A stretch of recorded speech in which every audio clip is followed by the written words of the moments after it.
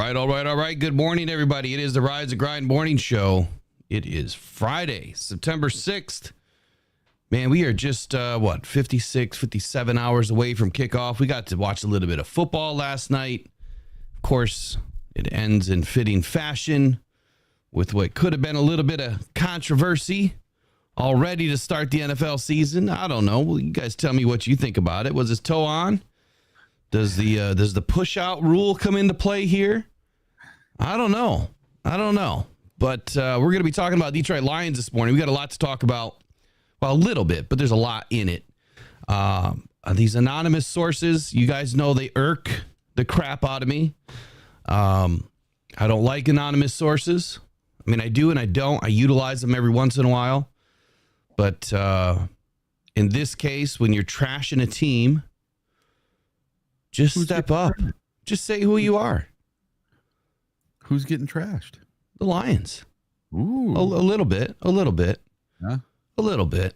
Not to be feared in 2024 is kind of what I took away from it.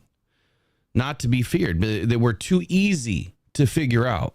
Yeah, we were so easy. That's why last year we had some good success. So let's get things kicked off right away.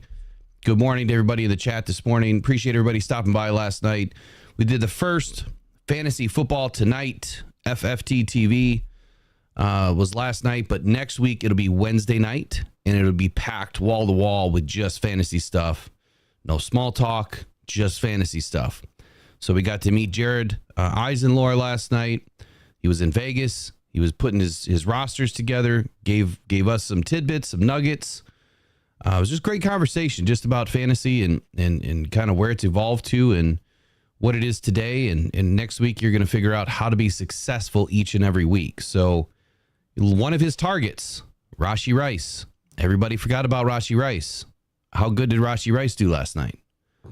Pretty damn good. So far, he's hitting. He's got some good information.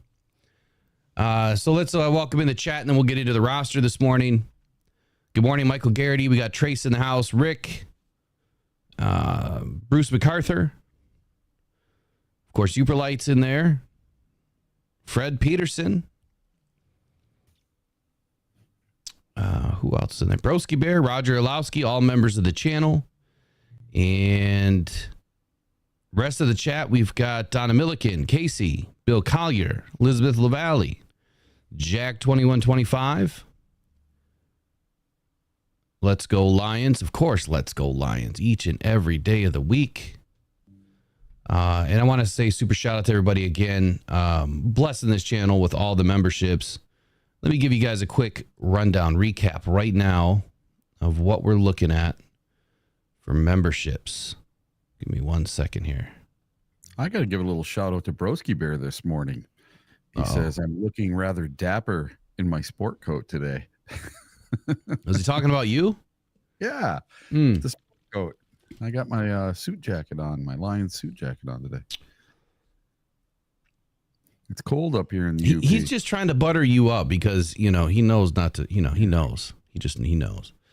Hey. So we are officially over 100 memberships in 16 days. We have 101 memberships on the channel, and a large thank you to some of the members that have obviously gifted a lot of memberships. Hopefully, a lot of the people that were gifted memberships will stick around next month. We'll see. We'll see how it goes. But I appreciate it. We got more than half of them in here are regular memberships, and about over half, just a little over half, are gifted memberships. So congratulations to all the members. You're making it a really fun community. But let's kick off this roster this morning, and let's see what we're going to talk about. So right away, we'll have Lions news and rumors. I mean, anything that's coming across the wire, we'll try to pick it up and then put it down and give you guys the news each and every day. Daily headlines. NFL exec says the Lions slide in 2024. Now, those are my words, right? His words are a little bit different, and we'll talk about that. What are the Rams saying? So Tim Twentyman put out article yesterday morning at 7 a.m. talking about what the Rams are saying. We'll touch on that. Now, yesterday I had 10 questions left over last night from my pregame, breakdown show that we didn't get to. And Tim Twentyman also put out 10 questions with Tim Twentyman today. And we'll touch on a few of those. And then we're going to get 5 questions or more that Eric will have for me today about this week, about the game, and see what kind of answers I have. Right away, though, I want to look at what were my predictions. I don't even remember who I chose last night for some reason. Do you remember? Did I say that the Chiefs are going to pull that one out? Listen, the Chiefs only won because the refs let them win. That's what everyone online is saying right now. You go online right now. That was a pretty good game, man. It was a really good game. And look at all the memes about his toe not hitting the line or his toe hitting the line. I don't know. I went to bed at halftime, so I have no clue what happened after that. I just woke up and saw the Chiefs won by 7. But you want to know what? You want to know what happened last night? What happened? I got an incredible lead on you in fantasy football. You got 3 points out of your tight end, Mark Andrews. That's all right. My kicker, Harrison Bucker, got 9 points. Ooh. Yep. Oh, boy. Oh, no. My kicker 6 points. Your tight end. We'll see about. Here's the good thing about tight ends. I expect about 10 points a week from about 90% of the tight ends in the league. Yeah. So I'm not too worried about it. So was my tight end in fantasy for the last couple of years, man. He did really well. Week one rocks locks. In week 1, I had your Kansas City Chiefs beating the Baltimore Ravens, which is a jackpot call. Got it right. I'm 1-0 to start the season. I'm glad to be there because it won't last long, I'm sure. All right, let's get it rolling. What do you want to start with this morning? I think we should start with this NFL executive. Yeah. All right, let's do it. So, again, another anonymous source, right? An anonymous executive decides to bone pick with the Lions. And, hey, it's not the first time it's happened this season. It probably won't be the last time. You know, when you're at the top, it gets lonely at the top, and people just try to pull you down any way that they can. They try to get at you. They're nipping at your heels, and then they want to follow you and ride along your coattails. I saw some memes and some things popping out last night that the Kansas City Chiefs stole the Lions JMO play. I think everyone has that play. Mm-hmm. Come on. I mean, everyone has that play. Who doesn't? I just think the Lions ran it better. Sorry. It went longer anyway. We've done that play with Khalif Raymond as well. It's been around for a minute. Yeah. Yeah. It's always been around. You know, they call it a jet sweep or a, end around or wide receiver around. I mean, there's so many different names for it. But here's this article by The Athletic. Mike Sando. What a name. Mike Sando. Sounds like a Sando. Sounds like he's, sandbagging something here. NFL execs rank the NFC teams. 49ers still reign, but could the Packers overtake the Lions? Yeah, no. All right, so the 5 NFL executives who ranked the AFC teams earlier in the week returned with their NFC rankings just in time for the regular season opener Thursday night. Now, that game is come and gone. The Chiefs are now 1-0 on the season, but the San Francisco 49ers are comfortably in the top spot. Did I say that right? Comfortably in the top spot, but not without concerns, I guess. So there's very little separating the bottom 6 teams. So ranking 15th isn't much worse than ranking 12th, according to this article. Now, the execs whose backgrounds range from personnel evaluation to contracts or salary cap or analytics and strategy ranked every team in each conference on condition of anonymity. And for competitive reasons, they obviously wanted to stay quiet. They also offered explanations, some of which will be included in this evaluation. So teams are ordered by the median of their rankings, which ties between teams broken by average vote. And here you go. They had number 1. Let me see if I can get this up real quick. Looks like I might be able to.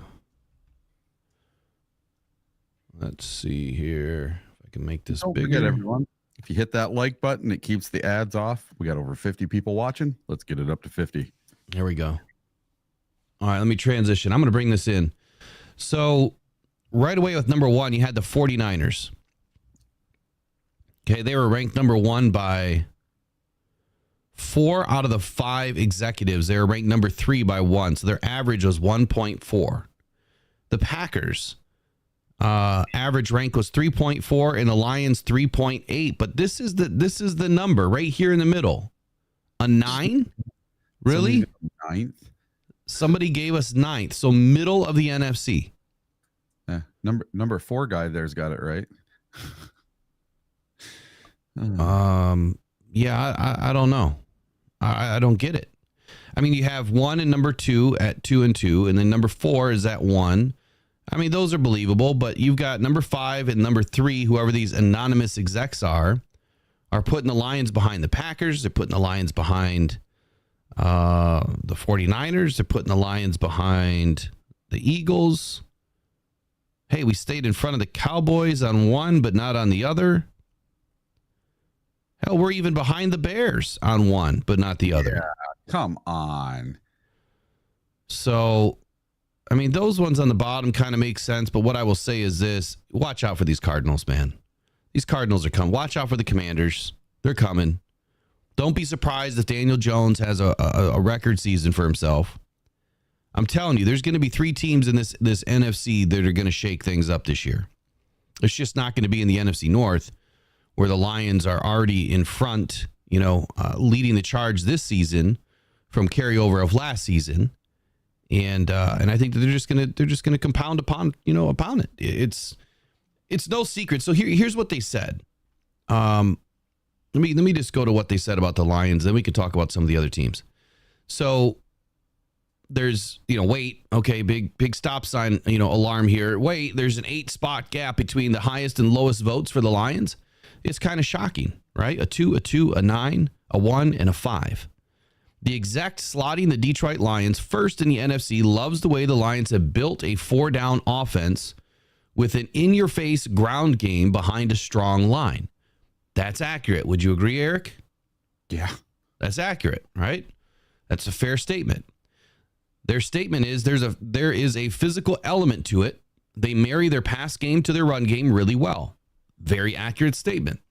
And that is really hard to defend.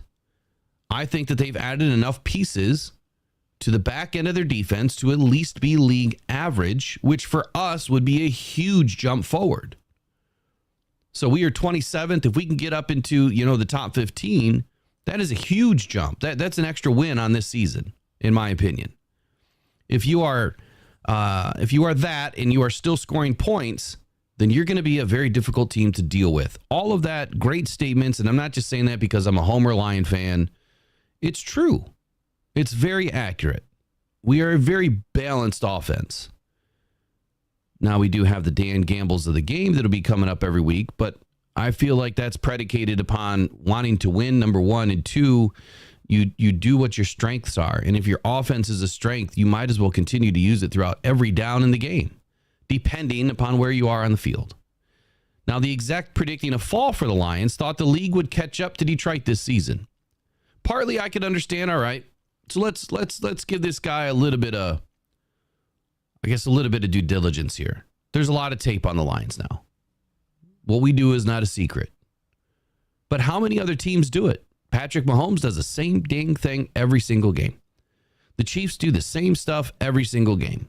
Is anybody stopping them right now? Nope. So why would it matter for the Lions? I mean, if the Lions did the same exact plays every single game from start to finish, guess what? You still have to stop them. You still have to have a better team than they do. You have to have better players. You have to have players that want it. That's the difference. You could literally hand another team a script and say, these are the plays that I'm running. You still have to go out there and defend it.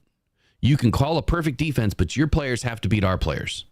And I'm sorry, I think our players are better. I really do. The exec predicting again the fall for the Lions said that the league would catch up. He thought that no team's offense had been studied as closely over the past 2 seasons as the Lions, and that defenses would be better prepared. Now, we do know this. Ben Johnson has already changed all of the verbiage for this season. It's all new language going in for this year, which very smart thing to do, but in part because they're going up against the Rams and Jonah Jackson knows all the calls. So that is, I mean, to me, that's a tipping point in this game this weekend. One, you're going up against the Rams for the second time, in less than a season, or in less than a year, I should say. Two, our offensive lineman is now over there and knows a lot about what we do and how, what our weaknesses are, what our strengths are, and what Ben Johnson likes to call on this, play versus that play. I'm hoping that we're walking into this game with a totally different strategy. Now, this next part, they treat third down like second down. Well, that is also very true. Very, very, very true. I haven't seen a team like the Lions in the NFL in a long time that really plays it like this. Sometimes you'd see, or most of the time you'd see, very, very specific strategy from teams that, you're going to run it on first, you're going to throw it on second, and then you're going to do what you got to do on third. Not the Lions. Not the Lions. The Lions will run it on second down. Doesn't matter if it's second and long or second and short.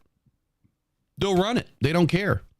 But they're treating that play or that down with the same set of plays that they would use on third down. Or I'm sorry, they're treating third down with the same set of plays they would on second down. And that's where we're catching defenses, on their heels a little bit because they're expecting us to do something that the rest of the NFL does and we do something different. But now that he's right, the tape is out there. But guess what? You still got to stop us. You still have to have a better 11 guys on the field than the Detroit Lions. So I don't think that that's a knock on the Lions at all. It's a true statement, but I don't think it's a knock. And he said that was something that became very public as they went deeper. Well, guess what? As we went deeper last year, did anybody stop us? No, we stopped ourselves. We stopped ourselves in the NFC Championship game. So he says the teams are going to pick up on that and they play a tougher schedule and there's more pressure on them and we'll see what it looks like. You know what I believe? I don't think there's any pressure right now. I think that the pressure, there's a lot of pressure from the fans because now we've got a taste of it, right? And we want it again. I think that there's pressure with us. I think that we've put a lot of pressure on ourselves that way as fans. But I think the way that Dan Campbell and Brad Holmes and the rest of the amazing cast of coaches and mentors and everything within Allen Park, the way that they teach this team, they have to remove the pressure. You just have to go play the game. You just have to be you, do your job, go play the game, forget everything else. So from 0-0-0 to 60 minutes, you just got to play your game. Remove the pressure. Like nothing matters at all right now. Just go play. And I know that's a lot easier said than done. But I have a feeling that there's not as much pressure right now. I'm sure some of the guys are feeling it, like J-Mo, because he's walking into a brand new position, as a starter, second receiver. He's going to have a little bit of pressure to perform. But all that's going to go away by the second half. Might even go away after the first snap. But I don't think that this is a reason to be concerned at all. I think that Ben Johnson is smart enough and Dan Campbell clearly has his fingerprints all over this offense. But they are figuring things out this year to stay ahead of the curve. If there's any team that I've seen that evolves quicker, evolution is key. That's why that's my word this year. The Lions are going to evolve yet again into a team that stays ahead of what the rest of the NFL is doing. Eric, I'll turn it over to you.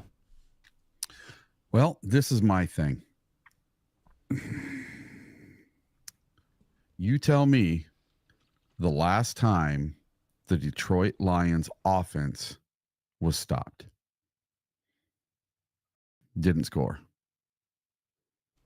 Well, I can't really name a game. I mean, yeah, you can't name a game. Now, our worst game last year, admittedly, was against the Ravens, correct? But we Absolutely, still scored touchdowns. I mean, Jahmyr Gibbs still had a TD in that game.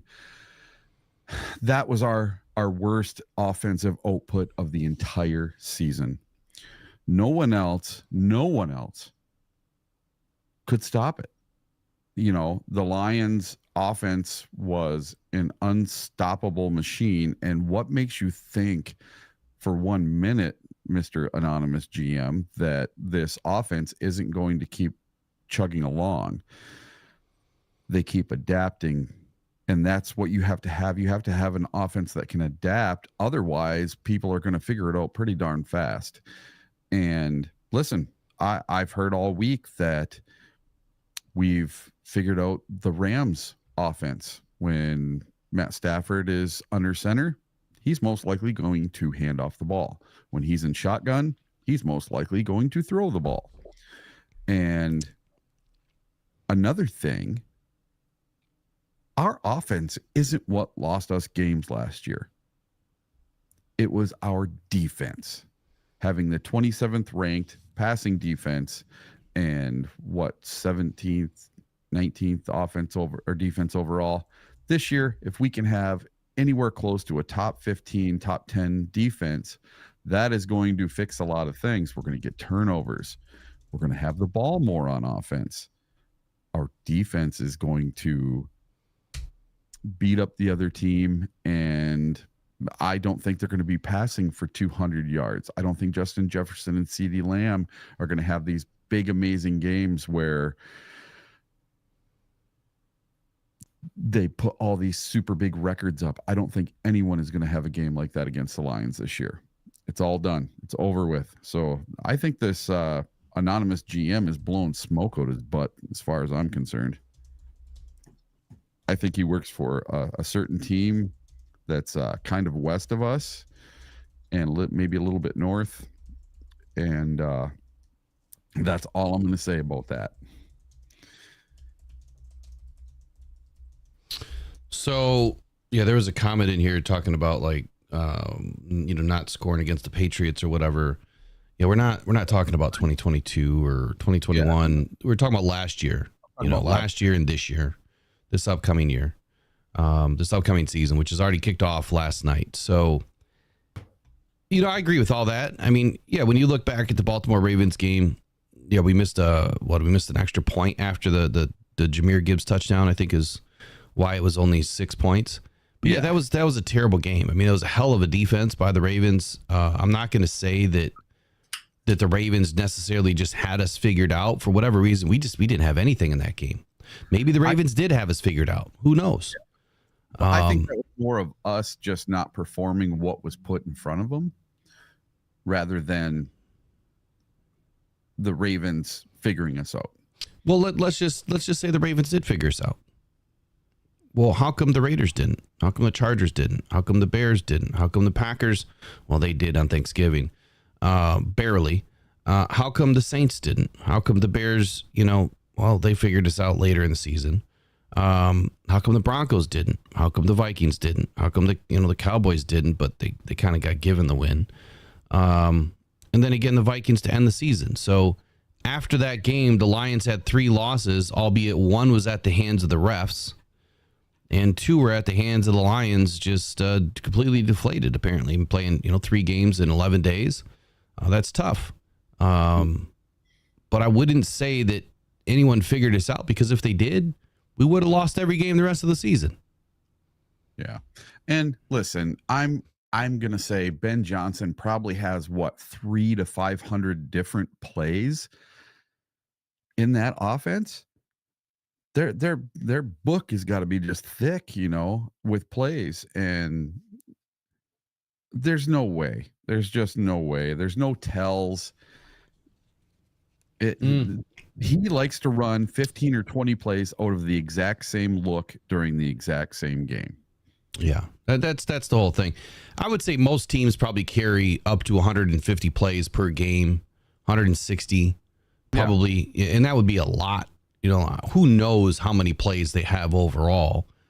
But I would say any given game, they probably have up to 150, 160 plays, somewhere in that range. And, they just mix them up. They figure out, what works, and then they kind of go down that path of, this is our path to success for the day, so we're going to stick with it. that's the whole thing with Ben Johnson. One of the reasons that offense is so successful is they run so many plays out of the exact same look. So what's funny is, conversely here on the Rams, they finished as an average of 4.6. They got a 4, a 4, a 3, a 4, and an 8. And I mean, in my opinion, the Lions finished better, right? A 2, a 2, a 9, a 1, and a 5. But not by much. I mean, their average was a 3.8 and the Rams was a 4.6. But this one exec that was projecting,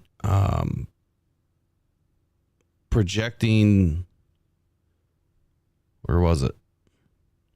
Well, let me just say this. He said the quarterback is playing at a really high level, and McVay has reinvented himself in terms of the sleep, the staff, the mentality, and acknowledging that one of his weaknesses was the game management piece, which he addressed by bringing in someone, John Streaker, to kind of help him out. So those are the margins right there.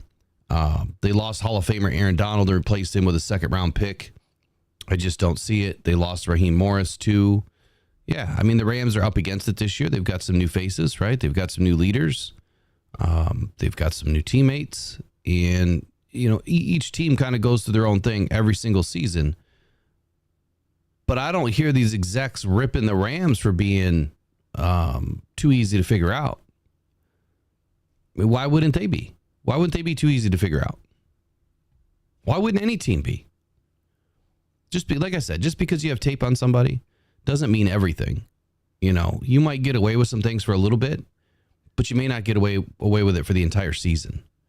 And that's where you have to be different every single week. That's why they game plan every single week. They want to make sure that they have the best installs in every single week. So that's it right there. I think that the Lions are going to be just fine. I think that Ben Johnson's way ahead of this. I think that Dan Campbell for sure is way ahead of this. And he's not going to let these things drag him down this year. All right, what's up next? What are the Rams saying? So, again, what Tim Twentyman had to say in this article that came out yesterday morning. And, of course, Eric, if you see anything in the chat that you want to stop and talk about, just let me know. So, yeah, Dave Scott, it all sounds salty to me. It is, man. People are salty. No one ever wants to see the Lions win. And we're just going to put that right on the back with the rest of it, right? We're just going to carry it right there. That's where it belongs. But, isn't that a good thing? You can be. Chips are good. Chips are good. Stack them up. I don't want, as a Lions fan, I don't want my team to always think that, it's all sunshine and rainbows. I like it when they have a chip on their shoulder. I like that Amon-Ra knows the 17 receivers taken before him. I want Jared Goff to have that chip on his shoulder from being traded from the Rams over to us and not wanting to go. But you know what? It was the best thing that ever happened to him. So I like them having chips on their shoulder and having an axe to grind. That makes them play harder. I forgot I wanted to say something this morning before we got off and running. There was two things that I watched last night in the game that were drastically different year over year. Number one, they hammered the heck out of the Ravens with their offensive line alignment. They hammered them in that first quarter. Like the guy was, barely behind, barely. And they threw a flag, I want to say 3 times in a row, which one was negated by offsetting penalties. And they could have called it 4 times, but they finally gave him, a warning, and then they threw a flag and they called it. And then the next one was, the very next play was negated by offsetting penalties. And they threw another flag like a couple of plays later on it. And the dude's just massive, like super big. So he's kind of longer. If he moves up any further, he's going to be across the ball. But let's look back at what they were doing in week 1 against the Lions with the Rams, or I'm sorry, with the Chiefs. They were all the way back. His whole head was behind the center's butt. And they didn't call it. And then what I watched last night, the right tackle, I forget who the right tackle is for the Chiefs. He false started, I don't know, a dozen times, getting way ahead of the count And the rumor is that the NFL is protecting Patrick Mahomes with these non-call false starts. I found that pretty interesting. So you're not calling it on the Chiefs. You're not calling anything against the Chiefs, but you're hammering the Ravens on somebody's alignment on the line. So these are things that we're going to have to pay attention to in the game this Sunday. And I hope that Dan Campbell and Ben Johnson, and they've already addressed everything that happened in this game last night, that these refs are keyed in on. Because you do not want stupid little penalties like this. I can see it now. Oh, my God, I can see it now. I can see it now that J-Mo goes deep, catches the ball, runs for a touchdown, and then a late flag. Offensive, illegal formation. Penei Sewell's lined up too far back. You know what I'm saying? Like, I could see it now. It's always something like that that screws with the Lions, and I've gotten away from that narrative, right? Last year, I didn't see a ton of it. Obviously, the Dallas game is still a thorn. But these are the things that you have to key in on the first game. Like, what are these refs going to go after this year? And that was one of them. Here, I'll even pull in a play if you'd like. Yeah, let's see it. Let me pull it in. Give me just a second. Makes you a little nervous about tomorrow night. What's tomorrow? Day after tomorrow, excuse me. I keep thinking today's Saturday, man. I am so ready for this. I'm so ready to get in my car and head down to Detroit. All right, so I'll bring in this play. This is, I don't remember where this is actually in the game, but just watch the right tackle for the Chiefs. There won't be any audio. Just watch how quickly he jumps, right?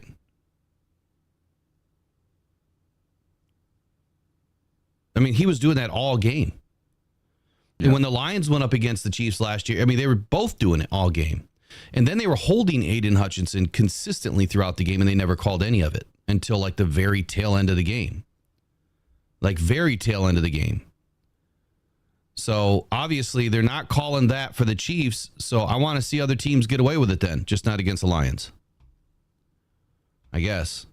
I mean, you got to play it fair, right? Yeah. Oh, jeez. And then I don't have any on the Ravens right now, but I'll try to get some later on. You know how they said they've had a sensor in the ball for a couple of years now, and they put these sensors on the chest of the players to track how fast they run and all this stuff. Uh-huh. Can't they have something that recognizes when the ball is snapped and when the chest of this player moves more than 6 inches or a foot? So I would caution you against that. And here's why. But then it takes the human element out of it. Yeah, but it also installs technology that you can't doubt technology. So what if someone hacks into that technology and starts screwing with the formula, with the algorithm, and now all of a sudden more flags are happening for certain teams throughout the year. Someone's gone in and screwed with the code. Those are the things that I worry about with technology. Huh? You got your tinfoil hat on today, man. Nope. I heard this argument the other day and I was like, holy cow. Like, I never thought about it that way. Okay. Same thing with the first down. Man, we are way off today. Same thing with the first down markers. So the NFL is bringing in new first down markers. Okay. So now we have to trust technology. Before we could trust, or we had to trust, the refs to make the right call, and you're trusting a chain, and they're trying to get it right. They're looking down the field, trying to line everything up. Look, I'm all for using a digital measuring tape. I'm all for that. Yeah, you're gonna get your cue card out and put it in front. Oh my goodness, yeah. Remember that crap? Yeah, I do. Yeah, I do. There's a couple of those actually. Or when they took the thing, instead of having it straight like this, they put it kind of like this to touch the ball. It's not a first down. Right. But if you put it straight up and down, it touched the ball and it would have been a first down. So think about this for a moment. So you've got this thing in the ball, right? You got the chip in the ball. You got, your lasers going across the field now. You don't have a chain gang anymore. So now you have to trust the technology that it's a first down. So who's making the call, right, to the ref to say it was a first down? What if the ref just thinks it's a first down, go ahead and moves it, and ignores the play call coming from up north, from New York or wherever it's coming from? What if they just ignore it? Who's gonna come to the defense of that team later, or that ref later, or during that game, stop the game and say, no, you got the call wrong. You've got to go back to this play, reset the clock. The NFL's not going to do that. They're just going to let it go. Yeah, they let everything go. Yeah, man, we are off today. That's all good. But this is how it goes in week 1. So this is going to be exciting this year. We're going to have an exciting season. If you haven't subscribed, I would ask you, urge you, subscribe now, because it's about to get wild. I'm gonna make a tinfoil Lions hat this weekend. I'm not big into the tinfoil stuff. I mean, I enjoy a good Bigfoot show or something like that once in a while, but conspiracy theories, though, man, come on. This isn't conspiracy, man. This is accurate. Like someone can jam into that technology and do something with it, or like I just said, completely ignore the call. I guess. How would you would never know. It's not like I can go file a Freedom of Information Act to say, I want to know the communication between this guy and this guy between the whole, during the game. They'll never give me. They don't have to give me that. They're a public company or a private company. The ref's going to cheat. Yeah. It's plain and simple. It's just like the Dallas game. Decker friggin' reported. Yeah. He reported. It wasn't Skipper. It was no one else. Skipper did not go up to the ref and do it. So the ref ignored it the way he wanted to ignore it. Rick says a 12-year-old could hack into that. Probably. Everything can be hacked. Fred Peterson, he's got a great comment this morning. He says the first thing that needs to be done is the refs need to be part of the NFL, no longer their own association. Dude, that's spot on. Like, they need to get rid of that. Here we are. It's week 1. We haven't even played a game yet, and we're talking about the refs. Isn't that funny? It's crazy. And listen, the Ravens are a winning culture, a winning team. And we're sitting here talking about ref calls and conspiracy theories already after the very first game. Well, not about that game particularly, but yeah, the missed calls for sure. I mean, it was blatant. I mean, that was just one example. There's a dozen more. Exactly. And everything's under a microscope, especially this absolute first game, because it's the first game. Everyone and their brother tuned in last night to watch that game. Everyone around the world watch that game. It's like the mini Super Bowl, always that first game of the year. And to be under such a microscope, you would think the NFL would want to do better. Well, maybe when they adopt, just like what Ryan said, maybe when they adopt what the UFL's doing and they make it really transparent. Yes. You know what I'm saying? Like, look, you could charge. Look, I'm not saying charge us more money, NFL, but look, you could charge $5 a month for the fans to have access to the in-game conversations that are going on. You multiply that by however many tens of millions of fans there are. Heck, I'll pay $20 a game. You just paid for all of your legal fees in settling your massive court case in a year. So I'm not saying do it, but I would do it. All right, what's up next here? Let's talk about what the Rams are saying, according to Tim Twentyman. Maybe we'll get this train back on the tracks. All right, what are the Los Angeles Rams talking about ahead of this week's game? The season opener with the Detroit Lions at Ford Field. Number one, it's going to be a heck of an environment in Detroit. And current Rams and former Detroit Lions quarterback Matthew Stafford had that to say this week. Quote, he said, last time we played there in the playoffs, it was crazy loud. I assume a Sunday night football to open the season will be crazy loud. I remember playing a Sunday night opener. I believe it was either Sunday night or Monday night against the Giants back in the day. And that place was rocking and rolling, and we weren't coming off a run like we did or like they did. It's going to be a fun environment, a tough environment for some of the young guys on our team that haven't played in those scenarios. It will be a new thing for them, but it will be fun. And Matthew, let me correct you, buddy. It was a Monday night, and it was versus the Chicago Bears. It was not versus the Giants. It was Monday night versus Chicago Bears, the most electric game I have ever been to in my entire life until the playoff games this year. Yeah. How did he get that wrong? Even I remembered that. Because he's taken one too many hits to the head. And he's going to probably take some more this weekend, unfortunately. I think our defense is going to have some fun on Sunday night. Number 2, Stafford talked about the uncertainty and the little bit of unknown that comes with week 1. This is a real thing. So, the unknown, like you watched last night in the Ravens and the Chiefs game, you just don't know what each other's going to do. You don't know what wrinkles are going to be thrown into the game. And you definitely don't know how to iron them out just yet, but great coaches and great leaders of your team will slowly figure it out or quickly figure it out throughout the game. And that's why usually the second half of week 1 is a much better contest than the first half. So number 1, Lions quarterback Jared Goff mentioned the same thing this week, that's where this matchup is a really good one because both Goff and Stafford have played in this league a long time. And there's really not a lot of defenses a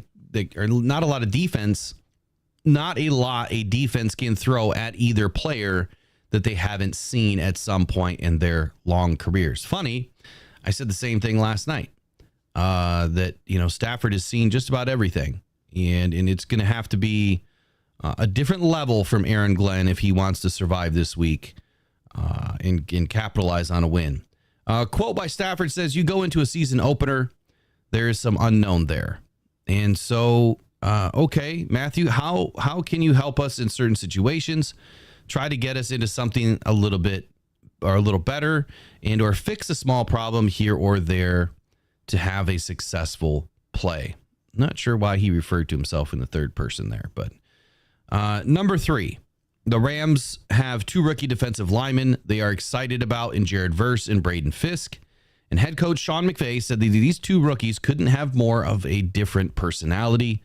Lions offensive linemen better prepare themselves for the loud Verse. I think he's trying to play on words there, who has earned quite the reputation so far in LA for his relentless trash talking. Sometimes you have to tell Jared, hey man, be quiet, get in the huddle and play the next snap.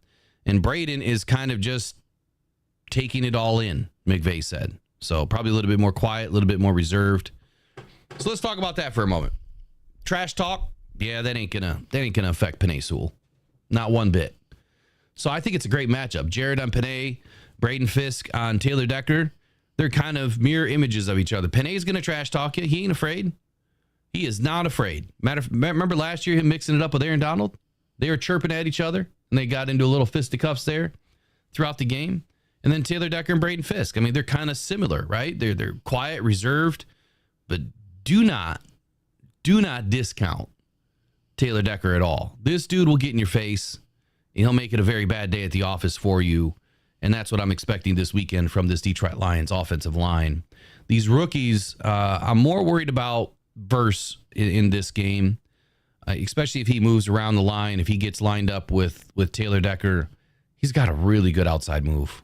Really good. And he's got a hand pop that very violent, very quick, twitchy. I wanted Jared Verse in the worst way to come to the Detroit Lions this year. And it wasn't because I thought we had to fix the defensive end position. It's because he's a hell of a ball player. And the Lions are picking right at the right opportunity. And they needed to move up.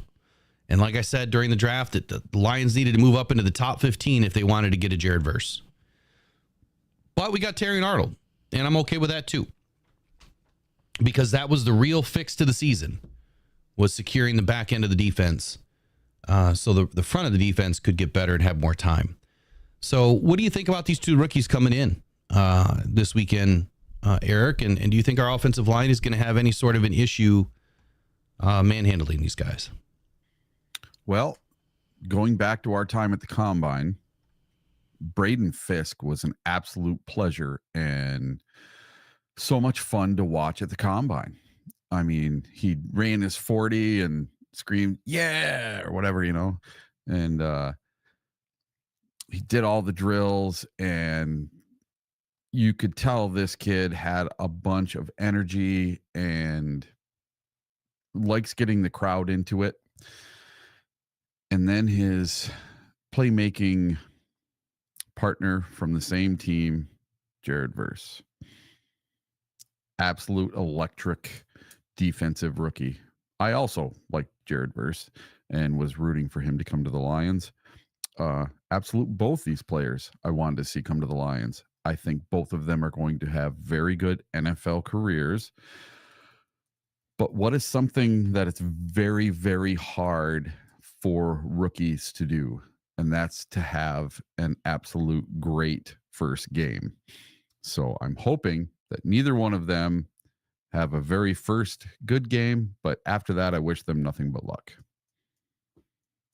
I could agree with all that, but the main question is, do you think our offensive line is going to be able to handle these guys? I mean, they're young, right? Yep. They're young. They're full of energy.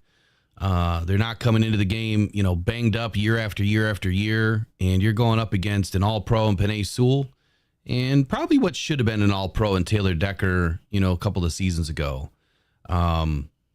So you think that we win this battle tonight or on Sunday? I do. If one or either of them or both of them were to get a win rep or two or get a sack, it's going to be against Taylor Decker. I don't think it's going to be against Penei Sewell. Sewell is just too good. I would not want to be going up against Penei Sewell for my very first game. No. I wouldn't want to be going up against Trent Williams on my very first game. No matter how good you are. So that's a great statement. It's a great statement that you're making, because here you're entering your first game in the NFL. Who have you been practicing against that is going to give you the test that you're about to see in week 1? The Rams offensive line is tattered, battered, and suspended. So that Jared Verse and Braden Fisk have not been tested like Aiden Hutchinson is tested every single week, and like Marcus Davenport is tested every single week, or James Houston. Those guys, our Detroit Lions, are going up arguably the best offensive line in the league, and has been now for a few seasons, or top rated, top 3, top 4 in the last few seasons, but this year undoubtedly number 1. What are they going up against? Jonah Jackson? Rob Havenstein when he hasn't even practiced yet. Nope, boom. I mean, come on. They're not being tested metal for metal here. Their iron is not getting sharpened. If anything, it's getting dulled against Jonah Jackson. I'm sorry. I've never been a Jonah Jackson fan. Will, I got a question for you. Did either Fisk or Verse play in the preseason? I have no idea. And then if they did play in the preseason, what did they do? Did they light the world on fire in the preseason, with their 4 snaps that they would have gotten? That's what I'd want to know, because otherwise they're just playing against their own players, and good luck going from that to what they're going to see. If I remember correctly, I could have sworn they played in the Cowboys game. Maybe not. Take a look real quick. I could have sworn they did. I don't see him on the sheet, so I guess not. I don't see Fisk or Verse on the sheet for snaps. So it doesn't look like it. Yeah. It does not look like it. So did not play right here. Jared Verse did not play against the Cowboys. Hardly. They didn't play any of their starters, really. Nobody. Yep. And the Rams do that.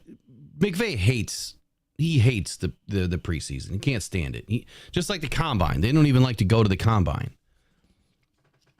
So, there's some strategy to this. I think, you just got to get in these rookies' heads. You start off the game that way. You get inside versus head.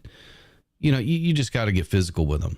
You got to put them to the ground. You got to pancake them quickly. I expect Penei Sewell to get the upper leverage on this guy and just welcome him to the NFL properly. That's what I'm expecting out of Penei Sewell.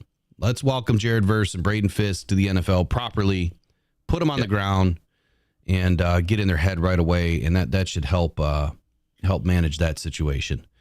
What's your over under for pancake blocks on those two this weekend? I have no idea. No idea. That on Monday. We can add that one for the week. All right. So McVay said that he's excited for the opportunity to go against a great football team in the Detroit Lions on Sunday night. And this entire week has finally started to feel real with it being a regular season game. He talked glowingly about some of the additions the Lions have made, the job the coaches do, and just how tough the Lions play. He is excited for the opportunity to play in it once again to open this season. Okay. Thanks, McVay. Appreciate it, buddy. Number 5, Rams safety Quentin Lake said that he still remembers everything about the 2nd and 9 catch by the wide receiver Amon-Ra St. Brown, the go win route with him in coverage that sealed the playoff win for the Lions last season. This is what Lake had to say. I kept that play in my memory bank just because not only was it on a friend in high school, a competitor when we went to college, a rival, and then obviously playing him in the league. I'm talking about St. Brown. It puts fuel in my fire because I feel like I could have done something to at least maybe, just maybe, help the team get to a 3rd down or done something where the last play wasn't on me because obviously they took a knee after that. But I think about it all the time because you always think about what if. Well, there is no what ifs in football. Usually when you're saying what if, it's 0, 0, 0 on the clock. And I don't think the Lions are going to be saying what if a whole lot this season. But I think the Rams are going to be saying what if after Sunday night, to be honest with you. I don't think that that's going to change. Rams defensive tackle. So here's another guy that they have to worry about. Kobe Turner. Kobe Turner is a guy that I sought out early in December of 2022. Prior to the draft, obviously I did my workups in December on the incoming freshmen to the league, and freshmen being NFL, not college. And Kobe Turner was high on my list. He is somebody that I thought would stack nicely next to Aleem McNeil, and somebody that would give the Lions the boost that they needed on the interior of the defensive line. Obviously, Brad Holmes didn't see my tape. He didn't see my video, and he went a different direction. Go figure. That's okay. I trust in what Brad Holmes does. And this guy's been an absolute terror in his first season. I think he had, 9 or 9.5 sacks last year. I think he led all rookie defensive linemen. He was a finalist for Rookie Defensive Player of the Year. This dude is supposed to take over for what Aaron Donald was. It's not going to happen. It's not going to happen, at least right away. You're not going to get the same output of what Aaron Donald left behind. That is a pillar of the NFL that you're never going to be able to replace. But that doesn't mean that Kobe Turner is not a really good ball player. And he is. And he proved all of that last season. And he's going to try to do it again this year. The difference is he doesn't have Aaron Donald next to him this year. But he does have Jared Verse. And he does have Braden Fisk. And if you combine all of those assets together, you're now getting hit from 3 spots versus 1 or 2.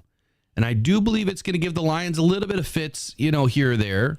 But I think that this offensive line is going to be able to overcome and adapt and have a really good game. But the Rams defensive tackle, Kobe Turner, said that he's been hyping himself up about the opportunity to go back to where their season ended in disappointment and hopefully come away with a much better outcome. He acknowledged it being cool for the Lions organization and the city of Detroit to get the win, but it was heartbreaking for him, and he's looking forward to the redo. What do you think about Kobe? Did you expect him to have such an electric season last year? I didn't know much about him. I really didn't, because until this year, I didn't pay a whole lot of attention to the combine or the draft until it was draft time.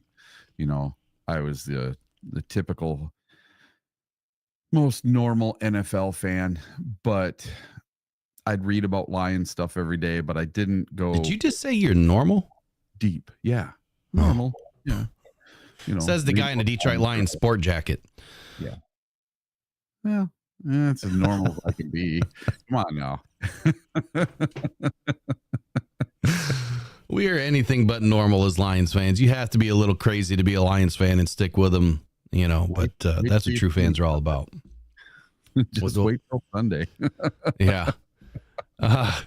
So here's the thing. Look, Kobe Turner was rated somewhere in the 4.5 to 5th round prior to last season's draft, and I had him comfortably up into the tail end of the second, early of the third round. He was taken 89th overall, and he proved why he should have been taken much earlier in the draft.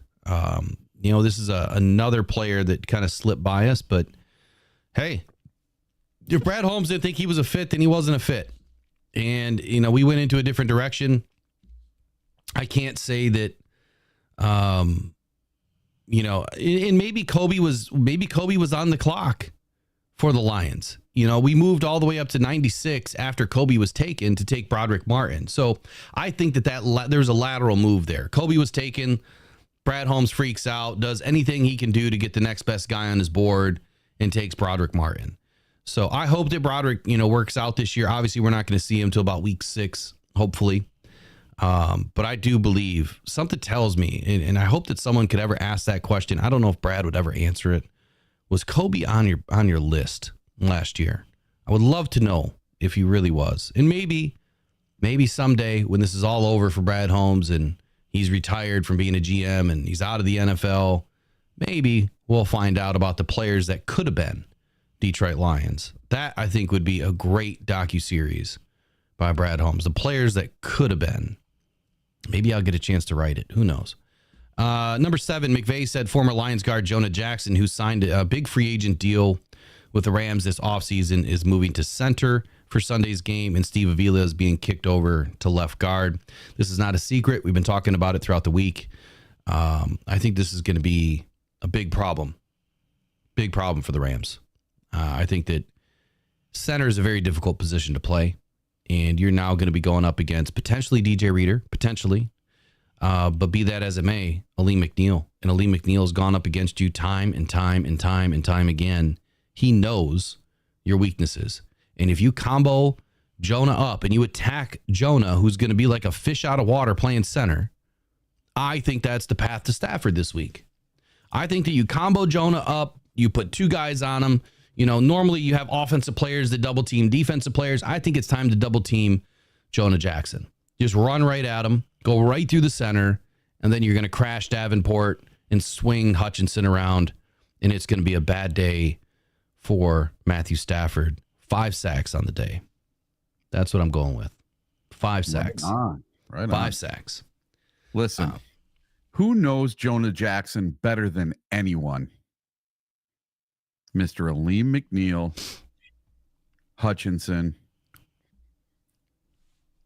They've been practicing against this guy for the last 3 years. They know his ins and outs, his weaknesses, his strengths. They are going to know how to get around him, get through him. And imagine if they double team him. This is not going to be a fun day for that Rams offensive line. I could easily see 5 sacks total, and a couple of them coming from up the middle. Maybe DJ or Aleem getting 1 or 2 each. I hope we get to see DJ, but at the same time, I'm not going to bend on what I said earlier this season. I was okay with DJ sitting the first 4 games. And that was until Broderick Martin was injured. That changed everything. So, you know what they say about takes, just like they say about opinions. My take was, if Broderick was good to go, which he was healthy, and then he wasn't, I thought we would be okay, with Levi O stepping up. Josh Paschal seemed to be maybe getting a little bit better, but I think that we had plenty in the tank, at least to get through week 1. And matter of fact, through the first 4 weeks. We have a couple of tough games in there, but I thought that we had enough to allow DJ, to really rest up and be ready for week 6 after the bye week. Obviously, things changed. You suffer a major injury to Broderick Martin. That changes things. But we had no idea that DJ was even close.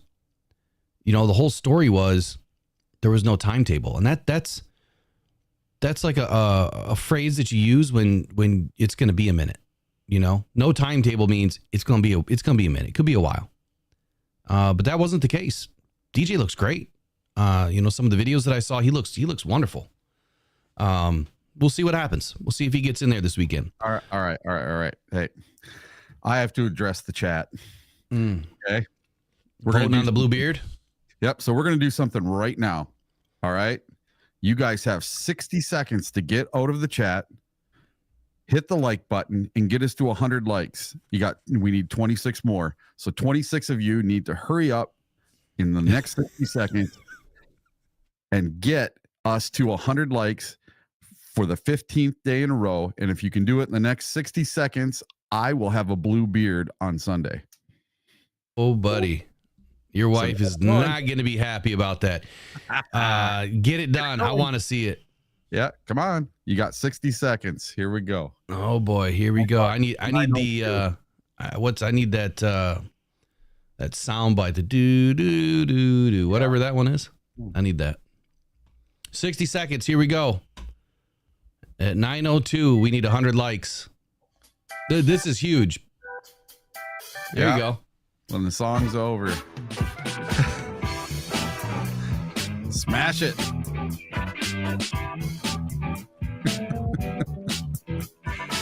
You getting there or what? You want to see the blue beard? 10 to go.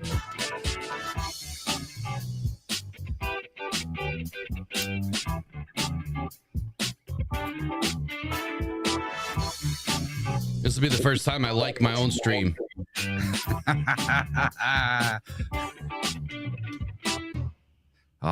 There it is.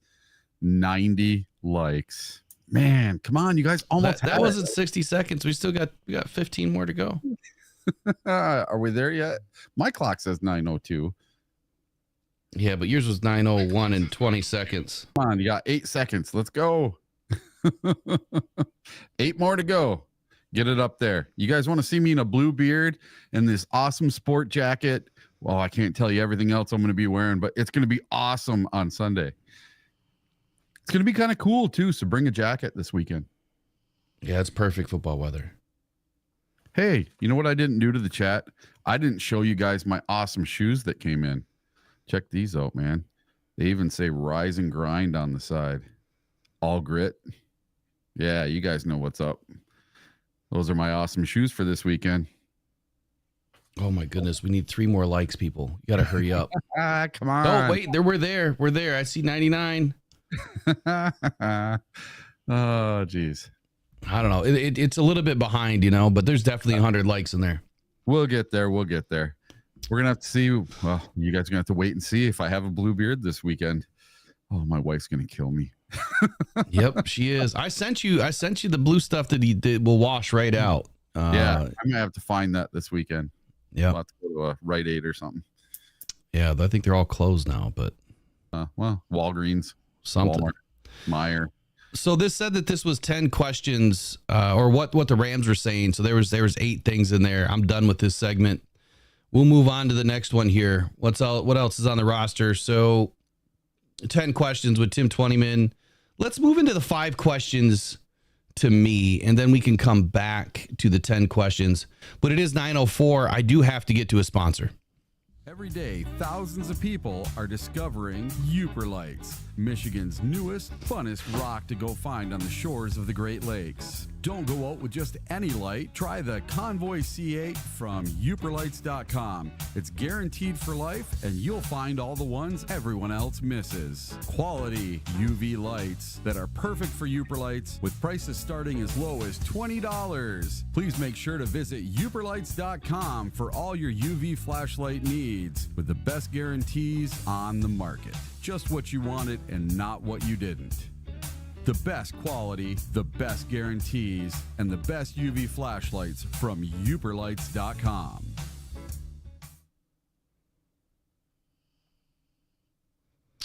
All right, and there's definitely over 100 likes. I see 101.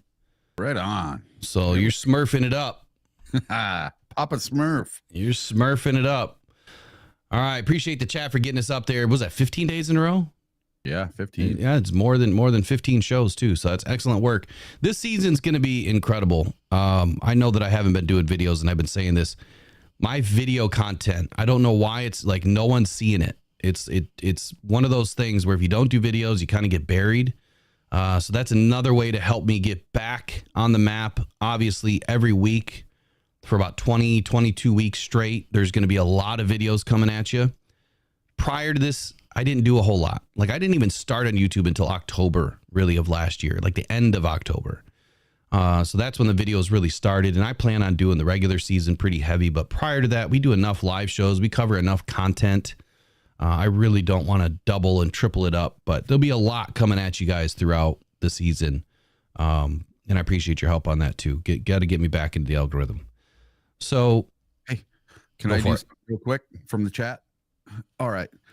Richard Blakely is in the chat today. He's from my hometown of Newberry, Michigan. And he says, if you do the blue beard, we got to put you on the front of the Newberry News. There you go. Well, good thing that I have some awesome news.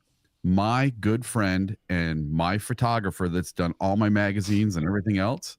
Hey, Tracy, thank you. 5 more gifted memberships. Right on.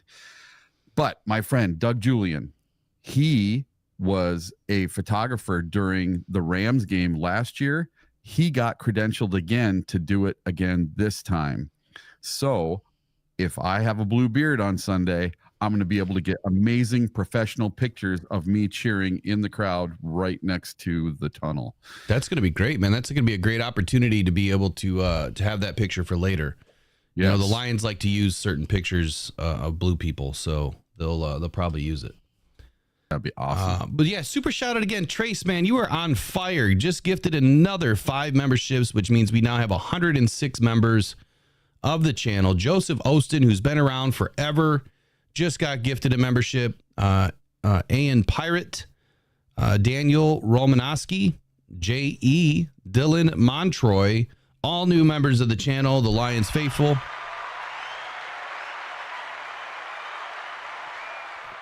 Appreciate you, Trace, as always. Appreciate the members, man. The members are what makes this channel. The viewers are what makes this channel. The sponsors are what makes this channel. Anyone listening and watching, you are what make this channel possible. The drive to 50K is alive for the Rocked On Cancer Foundation. If you guys go to the Buy Me a Coffee /Rocked On, you will see the Penei Sewell mini helmet is being raffled away. That closes on midnight after the game. On Sunday night, and then you have the Eric Hipple signed and certificate of authenticity, which is also available, and that will end in the second week. And then next week, I'll have another weekly raffle that is opened up. It's either going to be the Miller Lite Neon Light, or it could be the Billy Sims signed jersey from Oklahoma, or the two-way Lions and Oklahoma jersey. So one of those two, if you guys want to vote in the chat, which one you would rather see up, the Miller Lite, I'll try to throw it up before we get off today. I'll show you what it looks like. So anyway, let's move on to 5 questions to me. What do you got for me today, Eric? All right. Number 1. Can Amon-Ra St. Brown and Jameson Williams dominate the Rams secondary? I'm going to go definitively yes this weekend. Obviously, one of them is going to have a better game than the other. I don't see anything equal happening here between the two receivers, but we got a big up this week, and that was a loss for the Rams of Darius Williams. So that is going to open up the field for the Lions. They brought in Darius Williams back. They brought him back to the Rams for a reason. He is a very good corner. Matter of fact, he's one of the corners that I thought the Lions would be wise to pick up this offseason. Clearly it didn't work out, but I thought it would have been a good fit because Brad Holmes knows the guy. And when he was with the Rams obviously had a Super Bowl winning team. He was one of the better corners on their team. So this is a big loss for the Rams. I just don't see how the Rams are going to be able to turn this around quickly. I mean, this week 1, and I guess I don't want to get too far ahead of myself. Look, last year we went up against teams that suffered a lot of injuries. You know, we had teams that were missing 2 or 3 offensive linemen, starters, and we still didn't get to the quarterback. So I kind of take this with a grain of salt, but at the same time, I think the Lions are stacked so heavily in certain areas that any losses, any teams that are coming in banged up, missing players, the Lions are going to accentuate that. They're going to attack it, and that's where the force is going to be met. You know, on Sunday, I think, is with this DB room. The Lions are probably going to be going deep often. By deep, I would just mean passing the ball. But at the same time, I feel like we're going to want to run it down their throat. If we can get vertical at all, and open up the run game, what happens next is play action pass. And we are one of the best teams in play action. So if we do get vertical, I expect Jahmyr Gibbs and Montgomery obviously to get silly with it. And then play action pass opens up. And that whole new dynamic of this offense will be on display 35-17 over the Rams on Sunday. All right. So I just came up with another question that goes with this. So if you had to pick one, Amon-Ra or Jameson Williams, who do you think gets to score first? Trying to think back. I have these free bets on Fanatics because I bought so much crap from Fanatics. And I think I did JMO on one of the player prop bets. But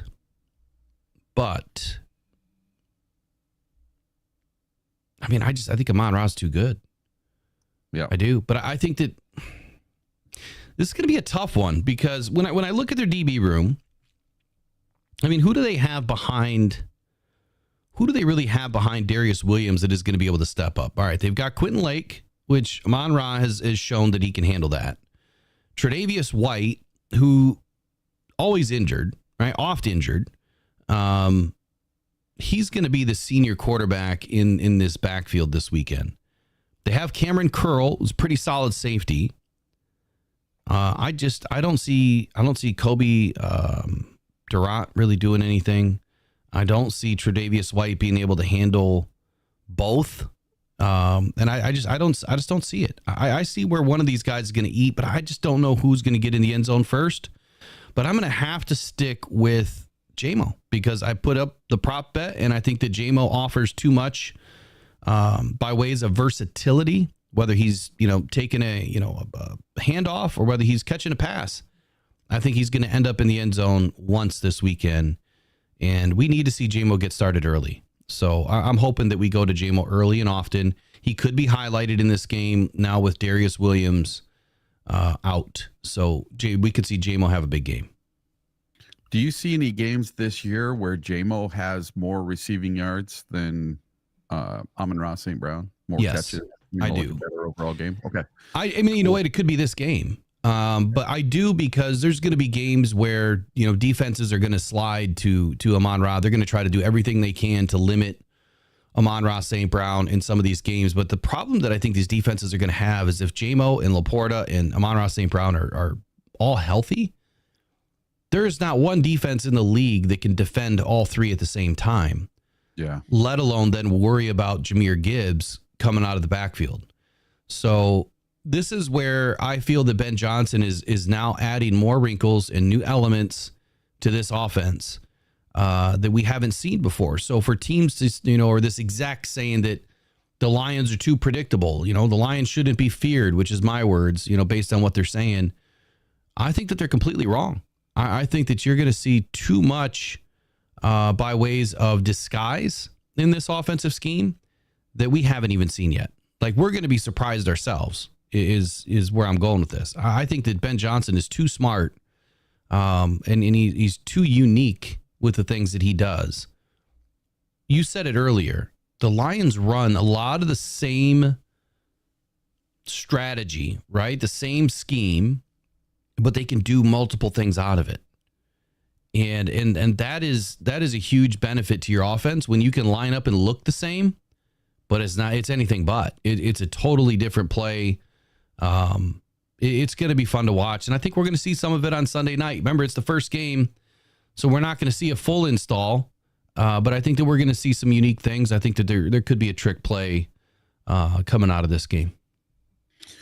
All right. So how will the Lions' home field advantage at Ford Field play a role Sunday night? What was that? How will the home field advantage play a role? Yeah. Well, I think it's just like it was in the first matchup in the playoffs. It's us. It's the Detroit Lions fans. I mean, there is not a stadium right now in the NFL that is louder. There is not a fan base that is hungrier and more excited to capitalize on what we did last season and to take it a step further. And because of that, our support, one, has always been undeniable. The SOL fans, they try to ruin it for everybody, but they get drowned out over time. And I feel like now, with the way that these games, especially a Sunday night game, gives us more of an opportunity to get into the city earlier and to get ready. I think that offers more of an opportunity for fans to get into the stadium earlier and to have more of a presence in this game. This game is probably going to be one of the most loudest, craziest games we've ever experienced. It will be better and bigger than the playoff game from last year. So that's the dynamic that I'm looking for. It's us. We got to show up. We got to be ready. The one thing that I want to say is this. I know you guys want to boo Matthew Stafford, right? I know a lot of people are going to be doing it. I got one better for you. And I wish that I could have had this done. But I think we need to institute this. And I think the Lions could have done a really great job of giving away, a newspaper and the bobblehead on Sunday. Maybe the Detroit News could have stepped up and just did like a 2 or 3 page, short cycle newspaper. We could have just put up newspapers when these guys run on the field. We could have just all been reading the newspaper when the Rams are coming on. That's something unique. That's what you don't see from other NFL teams. Or we just turn our backs. Turn your backs, face the other way, and show the Rams the back of your jersey. That's who we're supporting today. Don't show them. Don't give them the credit of our face. Turn around. Show them your backs. If we could get all 65, 70,000 fans doing that, now that would be a show of solidarity. And I think that would be great. But it's a little too late. There's no other channels out there pushing it. The mainstream media is not listening. They're not pushing it. But that's how we can come together. I said it last year after we went to the NFC Championship game. That is a fan base, the 49ers fan base, that is together. They have very specific chants for each of their players, or nicknames for their players, and they all say it at the same time. Now, some of that is because the announcer or the guy that comes over the PA, I don't know what you call it, he's leading the charge, right? He's getting the fans involved. I think that the Lions could probably do a better job here and get somebody to step it up a little bit, bring some uniqueness and some creativity into the game, and to help us take it to the next level. Newspapers, turn your backs. We need some chants for these guys. But we need the help of the Detroit Lions in-game announcer that comes over the PA to help us do that. But it's up to you guys. Push it. Just push this information out there. Get people to realize this is what we want to do if this is something that you want to do. So, sorry, it's a long answer, but that's my answer. You know what I wish they would do at Ford Field? In the end zones on each end, they give everyone in those sections a big number 3 sign, right, for third downs. I wish they would give those out to the entire stadium like they do with the bracelets and like, they do to everyone coming in. They give them a bobblehead. As you're walking in, give me a third down sign. They're awesome. They're thick plastic paper or whatever. And I always bring one home because everybody in the end zone always just leaves them. But I think that would be an amazing thing for the entire stadium to have them, not just 2 sections on each end of the end zone. I've always thought that. All right. Let's see. What is my next question going to be? All right. Can Jared Goff continue his strong performance against his former team? Without a doubt. Look, this guy's cool as the inside of a cucumber, right? Jared Goff is not tempted, I guess would be a word to use here. He's not tempted by the media. He's not baited. This guy doesn't change in a good way. And you heard it last year by Amon-Ra St. Brown or Penei Sewell, or I think it was Taylor Decker actually that came out and said it, and Frank Ragnow, that during the week leading up to that game, Jared didn't change. The fans, the media, everyone was trying to make, this narrative. It's Matthew Stafford versus Jared Goff. It's Jared Goff versus Sean McVay. It's the Rams threw Jared in the trash and, the Cookie Monster's coming to play. Look, it's Jared Goff, man. The guy is like steady Eddie. He shows up. He puts his nose to the grindstone. He keeps his players in line. He doesn't allow them to get too high or too low. And he just goes to work. Jared's been in this situation more than just this game, right? He's been in a few of these games where narratives were running rampant. I expect Jared to show up and be Jared Goff. He's been in the league a long time. Nothing really rattles this guy. I expect Jared to just show up and do his work, but he may not have, even though I said that he's probably going to put up 300 yards in this game, he may not. He may not need to. He may have to hand the ball off quite a bit because the run game's working.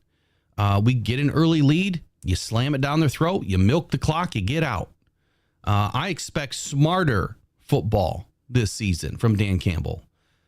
I want the gas pressed when the gas needs to be pressed. But you have to be smart at some point to just take the ball away. We're going to play big boy bully ball, right? I'm taking the ball and I'm going home. Don't press your luck. Just get out of the game with the W. I don't care if it's by 1 point. Just get out of the game with the W no matter what you have to do. There's no points that need to be proven right now, but wins. Wins is what matters. It's early. Go in, do your job, get in, get out. And Jared Goff is really great at doing that and keeping his guys in line. So I expect Jared to continue having good games against the Rams opening week. All right. How will Jahmyr Gibbs exploit the Rams defensive line without Aaron Donald? Hold on 1 second here. So there's Richard Blakely says, question for you both. Does Dan Campbell continue to gamble on fourth downs this year? Well, guess what, Richard? We're going to be tracking all of Dan Campbell's gambles, and it's going to be Dan's gambles of the game, and it's going to be the day following the game. So if it's a Sunday night game, it'll be the Monday morning, show. If it's a Thursday night game, it'll be the Friday morning show, and it'll be this. Dan gambles of the game. So we'll be talking about all of his gambles, whether it's the fourth and goes or it's the fourth and oh shit or oh no, what happened? We'll be talking about it and tracking it. But to answer your question, absolutely. But is it really a gamble anymore? Or is this just Dan Campbell and that's just who he is? I'm going to go with the latter. I think that Dan Campbell loves and trusts in what this offense is able to do. He has complete versatility and autonomy to do whatever he wants. It's his team. And when he trusts his team, they trust him. And they've said that time and time and time. They've tried to tell us. Dan's not just gambling, a win away or, what could be a loss. No, he is trusting in the momentum of the game. He's trusting what his offense has been able to do during the game. And he's also taking some faith in what the opposing defense hasn't been able to do during the game.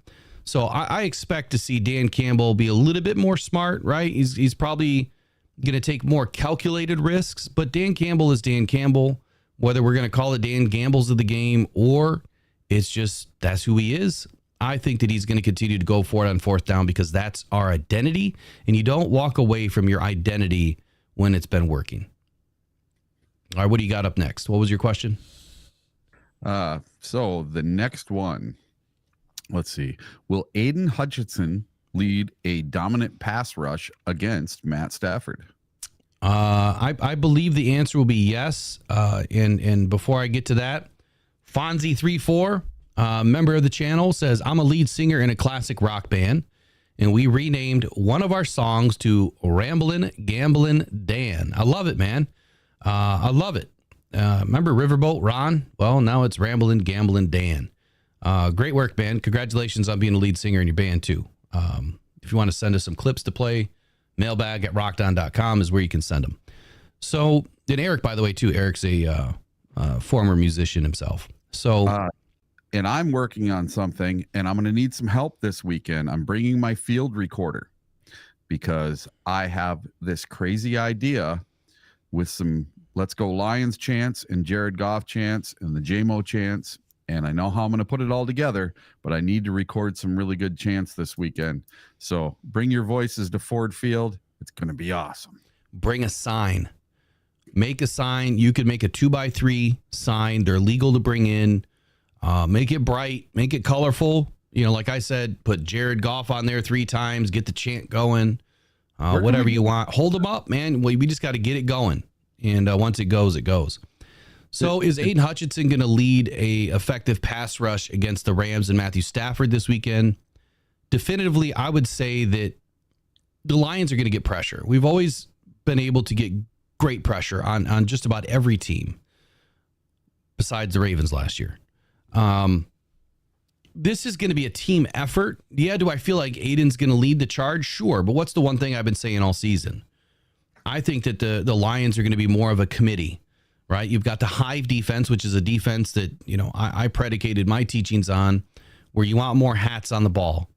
Yes, you need everybody manhandling their one-on-ones. You need them to win their one-on-ones, but everyone needs to play smart. They need to play to the ball. And if we, utilize what this defense has now, which is on paper, at least, one of the better defensive back rooms in the league. And on paper, with DJ Reader healthy, one of the better defensive lines in the league. And then, oh, by the way, the middle of this defense is not too shoddy either, with Jack Campbell entering his second season, Alex Anzalone, who's been one of the better linebackers in the league, and Derek Barnes, who's finally starting to step into the light. We're pretty solid everywhere. So Hive defense, I think that everyone's going to be kind of involved in this pass rush by committee, if you will. You're going to see more hats on the ball. I think you're going to see more disciplined defense. We don't always have to crash the line. We don't always have to blitz. It's just going to come by nature of playing good defense, good, solid, wholesome, disciplined defense. I think that Marcus Davenport's going to be a big reason why Aiden has some good success this year. I also believe that DJ Reader is going to also be a reason why Marcus Davenport and Ali McNeil have some good success this year. I'm excited to see when Mekhi Wingo gets in. What is he going to be able to do? I think that this whole season is going to be a little bit surprising to some fans by ways of pass rush by committee. Look, if we got 4 or 5 guys that have 6, 7, 8 sacks, that's a win. If you got multiple guys that could do it, then you are less worried about losing a guy, for a quarter or a half or a game or two because of an injury. That means you have someone else that can step in. But more specifically about this weekend, that offensive line is in a bad way right now with the Rams. I expect Aaron Glenn to find its weaknesses and accentuate it and get after Matthew Stafford. 5 sacks, Matthew Stafford, this weekend. Awesome. All right. How will Dan Campbell's coaching philosophy impact the game this weekend? How will Dan Campbell's coaching philosophy impact the game this weekend? I don't know if I have a long answer on this one. I would say that what have we seen from Dan Campbell so far? It's one that is built. He's a coach that has built his trust with his players. So from a philosophical standpoint, God, I can't talk today. When you build trust and respect with your players, they're going to play the game as hard as they can, right? They're going to put everything on the line for you. And I think that philosophy speaks volumes by itself. The respect that these players have for Dan as a former player, the respect that these players have for Dan as a head coach, that he's not someone that's going to stand up and just give you a bunch of coach speak, a coach speak and all of these media availability. He's going to tell you the way that it is. He's going to tell you what he expects. He's going to tell you exactly what needs to happen. Do your job. Play your role.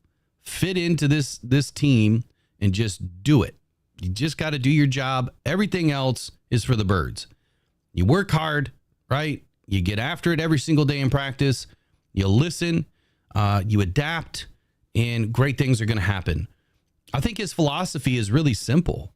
To be honest with you, it's all based around respect. It's earned. It's not given. It's next man up mentality. It's not, you're playing because you were picked at this, in this round, or you're paid this amount of money. No, it's earned. So if you're a 4th round pick, Amon-Ra St. Brown, and you go and earn it, you're going to play. And if you play well, you're going to continue to play. We're not going to pull you out and put in a first round pick just because he was a first round pick. And I think that philosophy right there is what set the tone early in Detroit, and why this team is having so much success right now is because they believe in their coach and they believe in the way that this team is being run. And here's the last thing I'll say about it. Continuity. There's a reason why these coaches aren't going to other teams. There's a reason why the positional coaches are sticking around. There's a reason why Brad Holmes is relatively kept wraps on his scouting department, keeping everyone in house. There's a reason for all of that. And that's because the identity and the culture of this team is shaping up to be a winning organization and a winning culture. And it's fun to be around. But it's also a culture that is predicated on working hard and earning everything that you get in life. And I think the players respect that a whole hell of a lot more because they know that they have an opportunity, a real opportunity. Whereas you go to some other teams and you could outwork everybody, but that coach is going to put that first round pick in because that's what's expected of him. Dan does it the total opposite. Everything is earned on this team, and the players respect that a lot more. So simple philosophy goes a long way. It really does. You don't have to make it this convoluted mess. Keep it simple, stupid, man. The KISS theory. Keep it simple, stupid, and great things will come. Yep. And I truly believe that Dan is playing Moneyball. He really is. He's doing all this fourth down stuff and treats third down like second down, like you were saying earlier from that anonymous NFL executive. I truly believe that he does think that third down is just like second down, and he is utilizing all four downs to make things happen. And it's going to change the way the NFL plays eventually. So I have one question that's not on the list about something last night. Did you notice that there were no kick returns last night? I didn't really pay attention to that. I was obviously doing a lot last night, but all the kickers did was kick it over to the back of the end zone, let them have it at the 30. I don't know if that's going to stay a constant. It's week one. They're probably that might have been there's probably a reason for that, right? I mean, if you got really good kick returners, you're probably not going to want to kick them the ball. Now the Lions are going to be kicking it to Blake Corum, and so there might be some strategy here. They might just say, you know what, we're going to give it to you at the 30. They might, or they might say, you know what, it's a rookie, kick him the ball.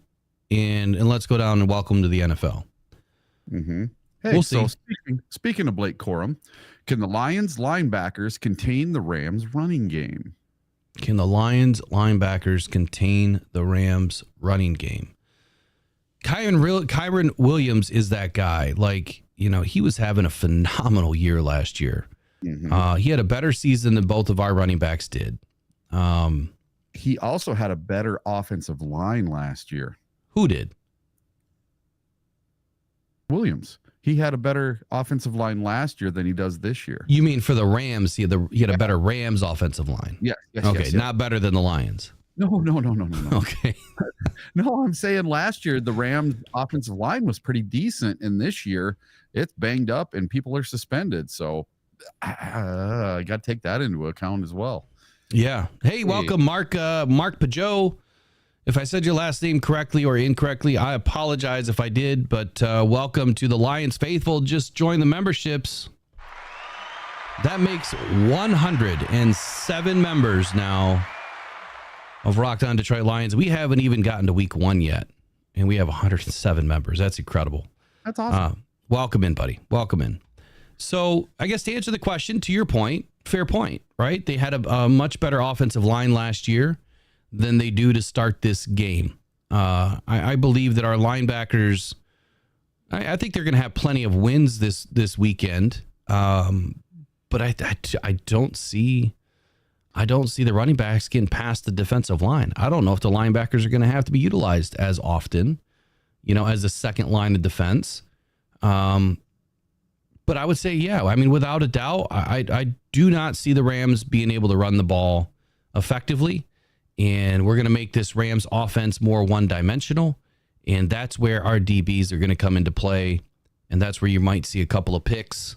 I said Brian Branch is going to get one this weekend. And that's what I'm banking on.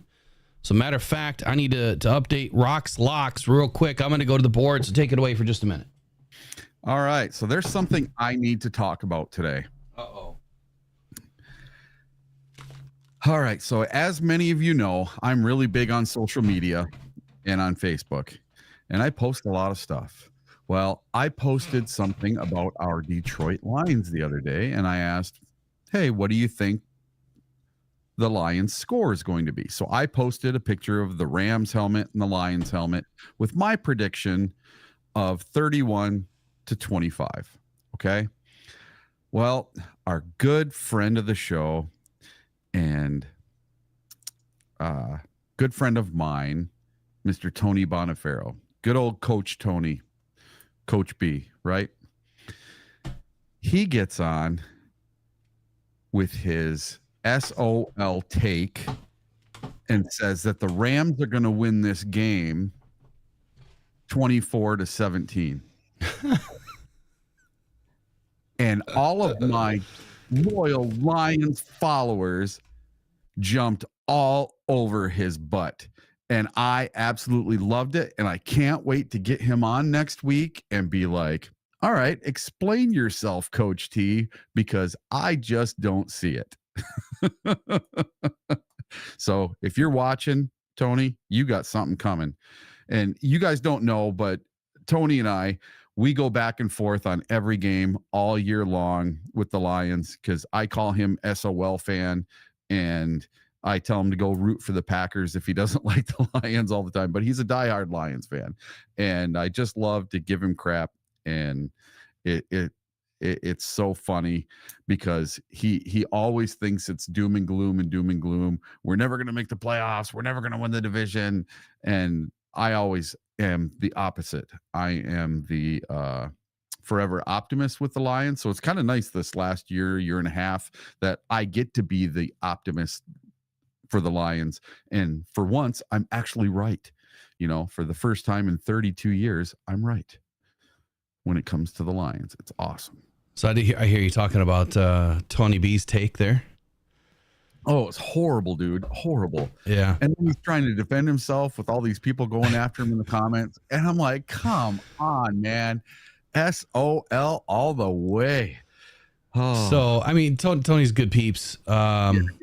He's an ultimate realist.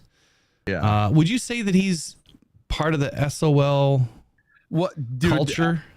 No, he's not. But I love to tease him, and you know, we have this banter back and forth. We always have, because I used to run the poker room at the casino, and he was one of my customers. He'd come in and play poker. Well, on my days off, guess what I got to do? I got to play poker, and I would beat him with a hand every now and then that wasn't quite the best hand, and maybe I shouldn't have been in the hand to begin with, but I won a great big giant pot off Tony a couple times doing that, and he may not have liked it so much. So we have some history together, right? And when you have history with a friend, you can have this awesome fun banter back and forth where you're not being hateful towards each other, but you're being playful, and it's a lot of fun. Okay. So me and Tony have always been back and forth with each other. Never anything hateful, but we're both Lions fans, and Tony always thinks we're going to lose. He always thinks we're going to lose. I'm going to have to get this camera figured out here. So I got the second camera on the board, but I've got this glare, and I don't know where this glare is coming from. You are super zoomed in, man. Your face is huge. Hold on here. The wrong camera. Super big Will. I don't know what happened. Hold on. Yeah.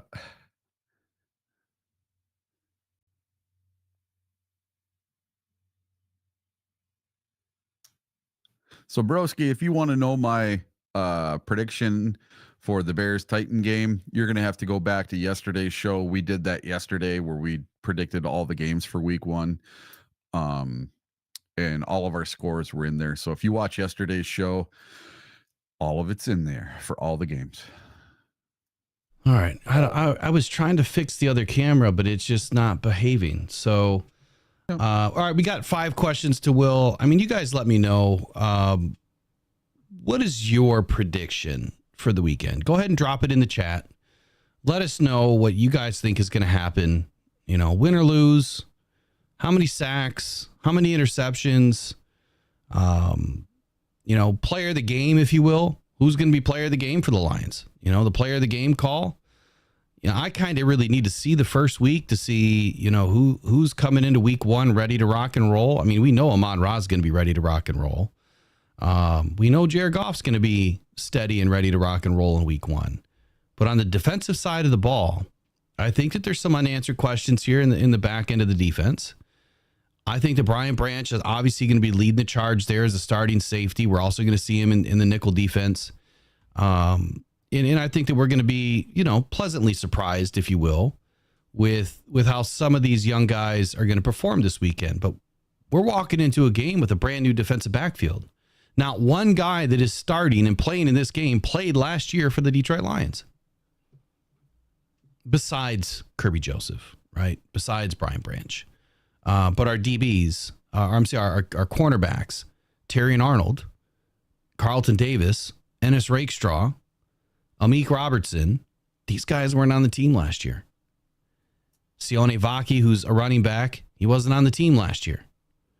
Could be playing, you know, a little safety here and there as needed, but it's going to be highly unlikely. And that's going to be probably a pinch decision if we ever get to that. The other news on Ifeatu Melifonwu, they came out this week. So a little bit of an update. Now, I haven't seen if there was a press conference this morning. If there was, I missed it. I didn't so get anything. They're calling it an ankle, right? And what came out a couple weeks before that was the Achilles that I had mentioned, that there could be a tendinopathy, a tendonitis. Now, obviously, the Achilles runs down to the back of the ankle. So we still don't know enough.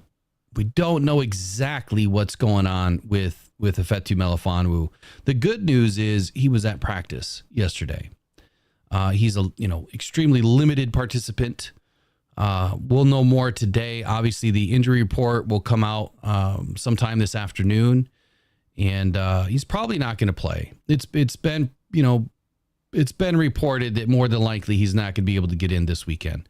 And that's okay. I think the Lions are plenty deep right now. They got plenty of guys back there, and Lauren Strickland, the other one battling this thumb injury, more than likely won't play. Now, he's a special teamer. I think that's where his snaps are going to come from.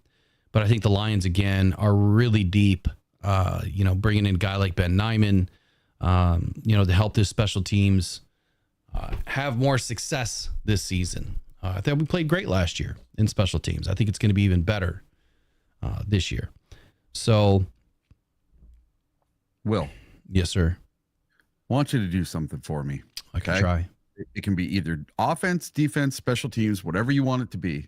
But I want at least one bold prediction for Sunday night. Well, I think I kind of gave you guys a couple. I mean, I said we're going to have 5 sacks. I said that Brian Branch is going to have an interception.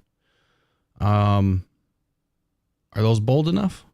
Well, mine's going to be J-Mo is going to have his first 100-yard game against the Rams. Okay. I'll go one more bold one. I don't think any Lions receiver has 100 yards. Ooh, ouch. And the reason why is because, 1, Goff spreads the ball around.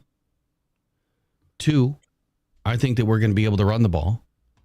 And even though I'm expecting, our offense to have, some success this weekend, I just don't think that we're going to have to be, throwing the ball consistently. If we were to look at what the Lions and the Rams did in the playoff game. Look what Ryan Van Valkenburg just put in the chat. Weekly evening show with Coach T. Yeah, we've been trying to, we've been trying to get that together. Yep. We're actually trying to get that to go. Yeah. That one will have a disclaimer on it for sure. Yeah. We're gonna have to. We just have to. Oh man, I hope we can watch our language. So when you look at what the Lions did last time that they went up against the Rams in the playoff game, Jared Goff got the ball to 6 different receivers: Amon-Ra, Josh Reynolds, Jahmyr Gibbs, Jamison Williams, Sam Laporta, and David Montgomery. Now, obviously, not all of them are receivers, but you get what I'm saying here. 6 players touched the ball with a reception. Amon-Ra had 7 balls for 110. Josh Reynolds had 5 for 80. Jahmyr Gibbs, 4 for 43. J-Mo, 2 for 19.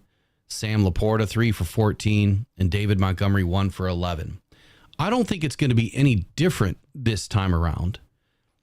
I think that you're going to, you'll have Amon-Ra and you'll have Jamison Williams probably, up near the top of the list there, where maybe Amon-Ra's taken over or J-Mo's taken over for Josh Reynolds opportunities. And then you have Khalif Raymond. He could be your 3rd or 4th leading receiver this weekend. Jared spreads this ball around. He's always done that. And I mean, I've seen games where he's had 12 different guys catch a pass, which seems crazy, but it's happened. It happened a couple of times last year, I think. I can't remember which game specifically. I can go back and look. But Jared will get the ball around, and that's why I don't think that you're going to need a guy. It's not that I don't want to see a guy have success with a 100-yard game. I would love to see Amon-Ra have a 100-yard 17 games straight. I would love it. I just don't see the necessity. Now, if he's close, if he's at 98 yards, they're going to give him another ball. Guaranteed. They'll give him another ball. There's no reason why they wouldn't hold him away, from having consistent 100-yard games. I just don't know if it's going to be needed. I think that we're going to be able to put the ball in the ground. Now, last year, we only had 79 yards rushing, and that was partly because Jared Goff ran for a -3. But Jahmyr Gibbs only had 25, and David Montgomery only had 57 yards in that game. This is a different defense for the Rams. You don't have your starting corner. You lost your starting linebacker. You've lost Aaron Donald. Those are 3 big keys to stopping the run game. Okay. All 3 levels of the defense are missing a major weapon from last season. Now they've added a couple of rookies, Braden Fisk and Jared Verse. This is their first game. And they're going to have to learn quickly against an offense that has been clicking since like week 9 of 2022. Yeah. It's not like we haven't done this before. We've been doing it for the last 20 some odd games, 28 games. So I think that's what the Rams are up against, is an offense that knows each other very well. And Ben Johnson knows this offense very well and what they can do and what they can't do. So quick recap of last night. Did the pregame breakdown. The biggest question came in was Puka Nacua. How to limit Puka Nacua and what he is good at. And you also mentioned the fact that Matthew Stafford, when he's under center, hands the ball off more times than when he is in shotgun. And that's a real stat. Matter of fact, when I looked at this game and I kind of went through some of the nuances of what happened last season and what, with the Rams, the playoff game, and what's probably going to happen this year, here's what I wrote. Number 1, Nacua is firmly entrenched as a 1A, 1B option in this Rams passing attack. Some may attribute Nacua's early season success in 2023 to Cooper Kupp's absence to injury. However, Nacua continued to produce at a high level even when Cooper Kupp was back in the lineup. Now, while Nacua set the bar high in his rookie season, his ability to excel was mainly against zone coverage, generating a lot of yak yards. Well, guess what, Lions fans? The Lions are going to a more man-press scheme in 2024, and we will see this particularly slow down Nacua in week 1. With the vast amount of tape study done this offseason by all teams in the NFL and the Lions bringing in 4 new corners that all excel at man press, it is undeniable, in my opinion, that the Detroit Lions defense is planning to play Nacua and Cooper Kupp both very physical. I feel this is answered when you look at the statistical output for the Rams of 2023. The Rams use 11 personnel more often than any other NFL offense. This personnel group consists of 1 running back, 1 tight end, and 3 receivers. And the Rams used 11 personnel 93.1% of the time last season and 90.3% of the time in 2022. What was crazy to me, though, is that the Rams are not very deceptive at hiding what they are doing with the ball. When Stafford is in shotgun, he is passing the ball over 90% of the time. That makes it easy to have better success when calling the defense to sell out against the pass when he's in shotgun. You'll have a much lower margin of error or blown coverage opportunity if you're calling a pass defensive scheme when he steps back to shotgun. Now, 11 personnel is a very common offensive package that balances the passing and the running game. It also allows the Rams to gather intelligence and force other teams to play their nickel defenses in ways they are not designed to. So how do they stop Nakua and Cooper Kupp and now Williams? Well, Kyron Williams, that is. I said that they would probably run with a cover 1 nickel with man press and cover 1 with man press in the 4-3. And the reason why I said that is because out of the 4-3 base hybrid system that the Lions run, you could literally disguise a 5th DB as a linebacker. You could run with 5 DBs the entire game. And you could have 1 up in the box. You could drop 1 back. You could shade 1. You could over 1. You could under. There's a lot of different things that you could do. You can blitz 1. But the most important thing that I said is they need to have somebody watching Stafford and Williams at all times. So maybe that means that you relax a little bit on blitzing all the time. And this is where I said last night and again today that they need to play disciplined football. The sacks are going to come, and they're going to come because of the interior pressure. And they're going to come because if they're not able to run the ball and they've got to pass the ball, that's where you're going to sit back in nickel and you play man press. You're jamming these receivers. You're getting them off their timing routes with Matthew Stafford, and that's when the door opens. And when the door opens, Hutchinson, Davenport, someone's going to go in and close it. I expect to see a lot more single high safety looks in this matchup very early. The disguise here is that the Lions can run essentially the same defense in the 4-3 that they do in the nickel, and with the same personnel groupings that all kind of look the same. They all kind of blend. This will allow the defense to jam the receivers at the line, bumping them off their route and their timing with Stafford, utilizing a stronger interior defensive line to create pressure up the middle that forces Stafford to move around in the pocket. We know he doesn't want to run. Stafford does not want to run. He's too old. His legs are not the same. He's not the same, quarterback that he was 10 years ago. But he still can. He still can run. He's quick enough. He can gas you for a first down. But this will allow the edge containment to sit back, watch, and then close. Shut this thing down. Of course, this doesn't mean that running the defense will 100% shut down the Rams all game long. I'm not expecting that. But it will give them better odds. And that's what football is all about. It's the odds game, right? How much percent or margin of error do you allow within the schemes that you're calling for the other team to have success versus how much your team is having success? That's what it all is. They are rolling the dice on every single play. I'm going to put these guys against, these guys. I'm going to run this scheme against your scheme. And when, you're signaling this guy to motion, I'm doing this. And at the end of the day, you just have to stay disguised enough to not allow Matthew Stafford to figure out what you're doing, which I'll be honest, and you guys know this, you saw Matthew Stafford do it for years. He is one of the best at diagnosing a defense pre-snap. So how is Aaron Glenn going to disguise it enough to not allow Matthew Stafford to do that? Well, it's almost impossible. So that's where you have to have guys that are better on your squad, that are better on their squad, and you have to play very smart, very disciplined football against a high-octane offense that the Rams are going to try to run on Sunday. Pressure strategies, this hasn't changed. The Lions are going to run some very well-timed blitzes. I just think this year you're going to see more from our linebackers and more from our DBs than you are from our ends or our pass rushers, right? I think that you're going to see more coming from Jack Campbell. I think you're going to see more coming from Brian Branch out of the safety look. In a nickel defense, if you slide one safety over, right, you're playing single high, you drop Branch down into the box. Now you've protected the run game.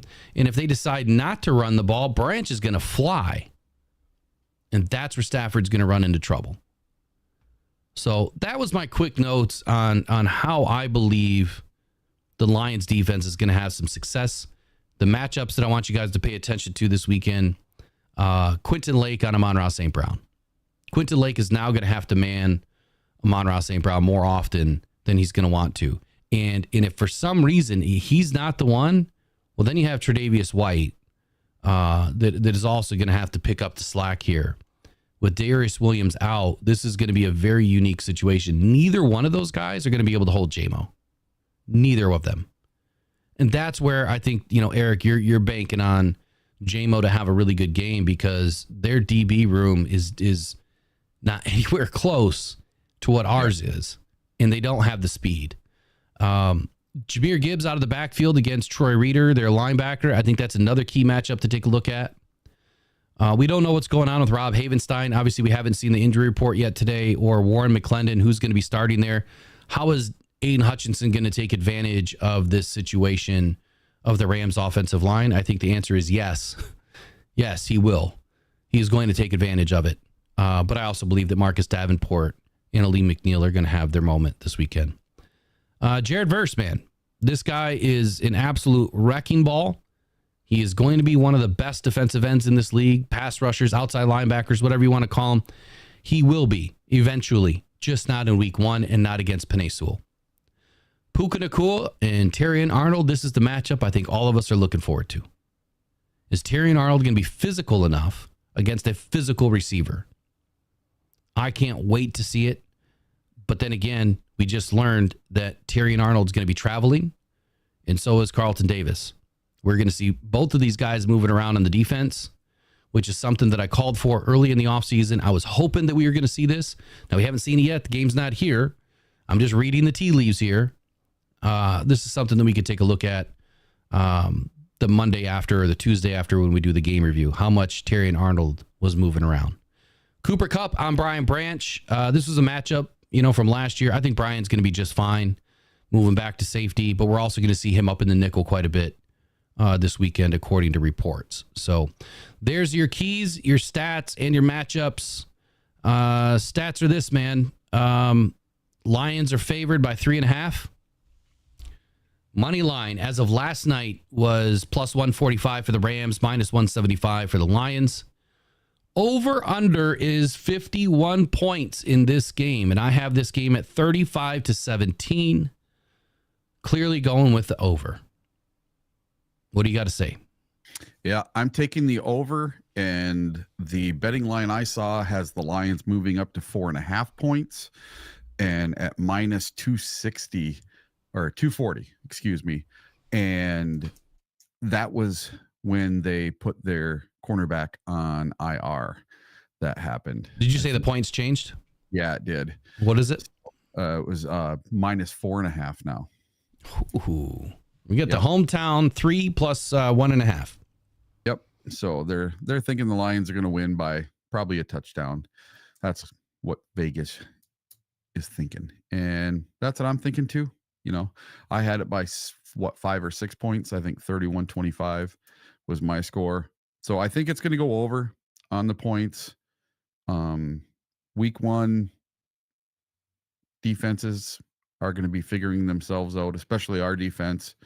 And somebody brought something up in the chat, and his name is Zachary Cleary, and it's about the Kirby Joseph being a dirty player from Matt Stafford. So he said something after the playoff game, and then he said something again this week about Kirby Joseph being a dirty player. So he says, I want to see Kirby Joseph sack Matthew Stafford, mainly because for the amount of crap that Stafford's been talking before the game has even been started. Well, wouldn't it be neat to see Kirby Joseph come on a blitz and get a sack on Matthew Stafford.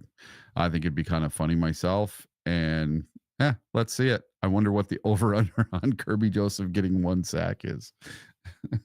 It'd be interesting. I think Aiden Hutchinson's going to give Matthew Stafford a big wet kiss as he's sacking him to the ground. Now, Matthew Stafford, he's now 36 years old. When he came into the league, everyone called him a China doll. Remember that? Yeah. Remember the China doll because he got hurt all the time? Right. Well, he's been pretty darn sturdy ever since that. But don't you think at 36 years old, he's starting to break down? Because he had a hamstring injury in the preseason. He had a couple of injuries during the season last year. We knocked him out of the game for, a couple seconds there in the playoffs. And then for some weird reason, they let him come right back into the game. I don't know how, because his eyeballs were up in the back of his head and he was looking at the ceiling of Ford Field. So. Mark Pajot says, Puppet Show. I didn't realize the show had little bonus features. Yeah, I'm in a mood right now. I didn't mean to interrupt you, Eric. Go ahead. What did you do? I was showing my bobblehead, Stafford and Aiden, man. It's going to be a clash of those two this weekend, I think. Yeah, I didn't see it. Oh, you'd have to go back and watch the show then, I guess. You missed it. Man, come on, do it again. All right, so look, man, with the flames burning, right? Survivor Series starts now. You got to survive a long season. I bought these torches because this flame starts and it's not going out. I just got to recharge it every now and again. But this flame is going to stay on all season long, man. The Lions are ready. They are going to capitalize all season long. And I don't know if you guys ever watched Survivor, but the tribe is the flame only goes out when when you lose. But yeah, here is the Stafford bobblehead. Ah, there we go. And the Hutchinson bobblehead. So yeah, these dudes are going to be going at it. Yeah, I got Foco owes me like 10 bobbleheads right now. They still have not shipped them. Oh, you know what? I scored one of the Brad Holmes bobbleheads and one of the NFC North championship coins. I got to pick it up from my buddy Dylan Henderson at Pro Sports Zone tomorrow. That's awesome. Pro Sports Zone. Look for an update on that today. It may get canceled tomorrow. This was something that I learned last night. So we'll see if it's still going to be on tomorrow or not. Just look for an update. Doesn't mean you can't go to the store and go support a local business, but it wouldn't be my doing. So we'll see. We'll see where that goes. Also, so everyone knows I will be there. So no matter what, I'm going to show up because I have so many people coming to see me and bring stuff, and I got to talk to certain people. So I will be there at Pro Sports Zone no matter what, just so you know.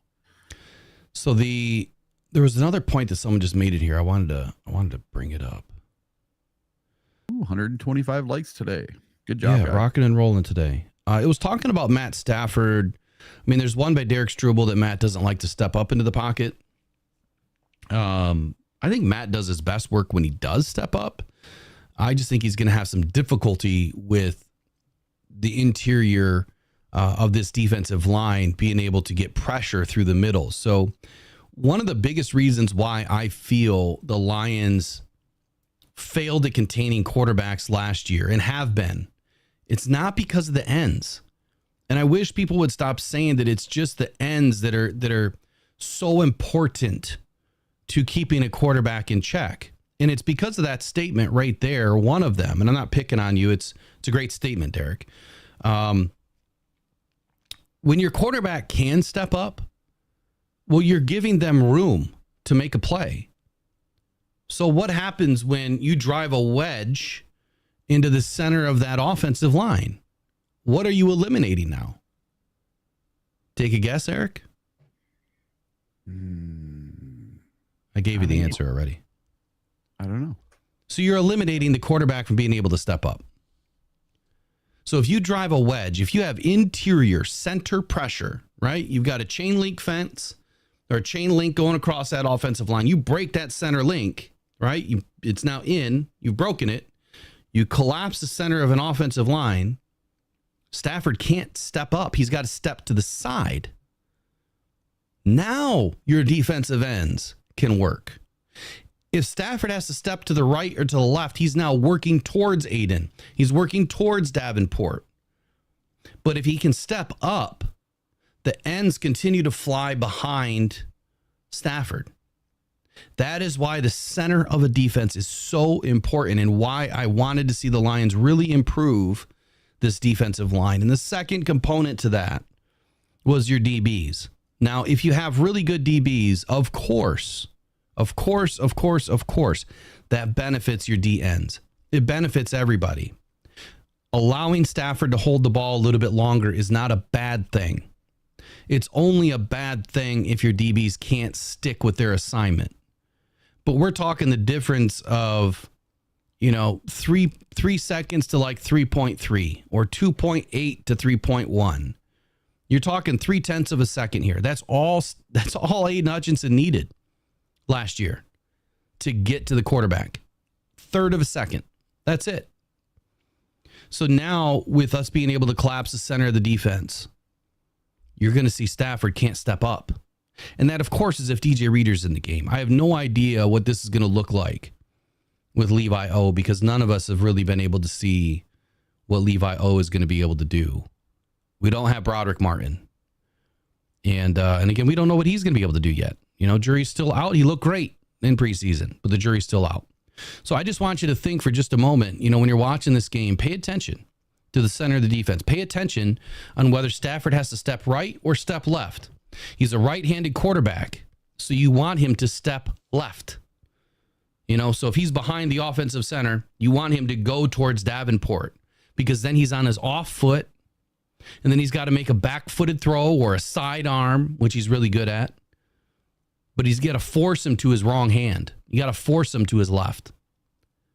So pay attention to those things. That's what I'm really excited about this year is watching how all of these parts come together.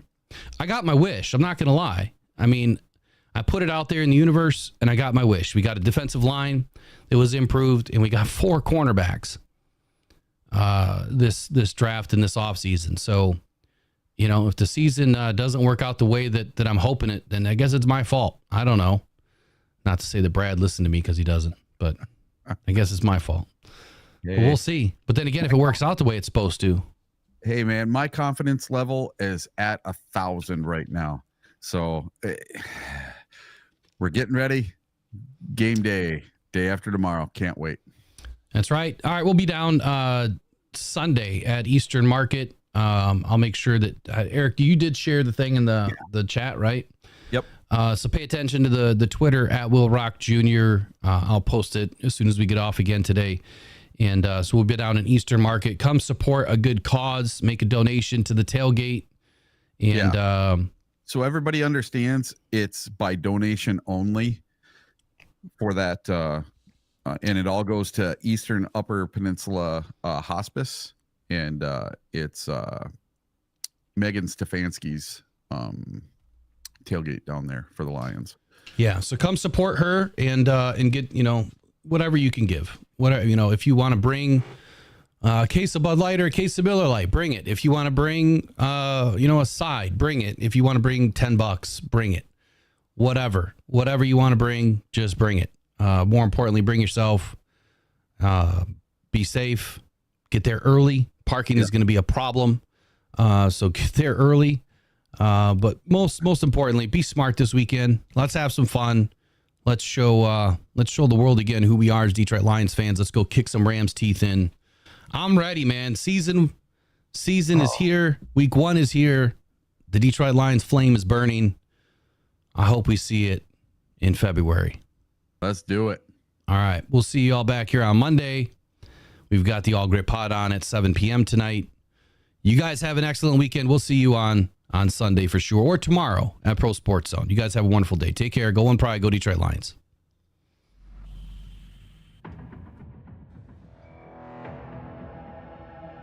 Adam Schefter at ESPN says there's 275,000 people. Well, that was some party in downtown Detroit. 775,000 people shattering the NFL draft attendance record.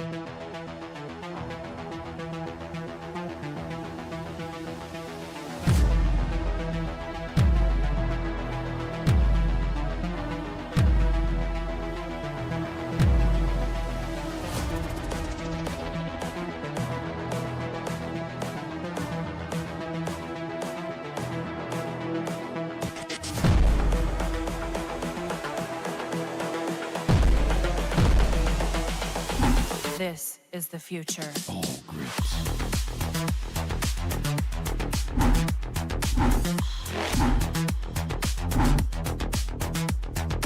Evolution.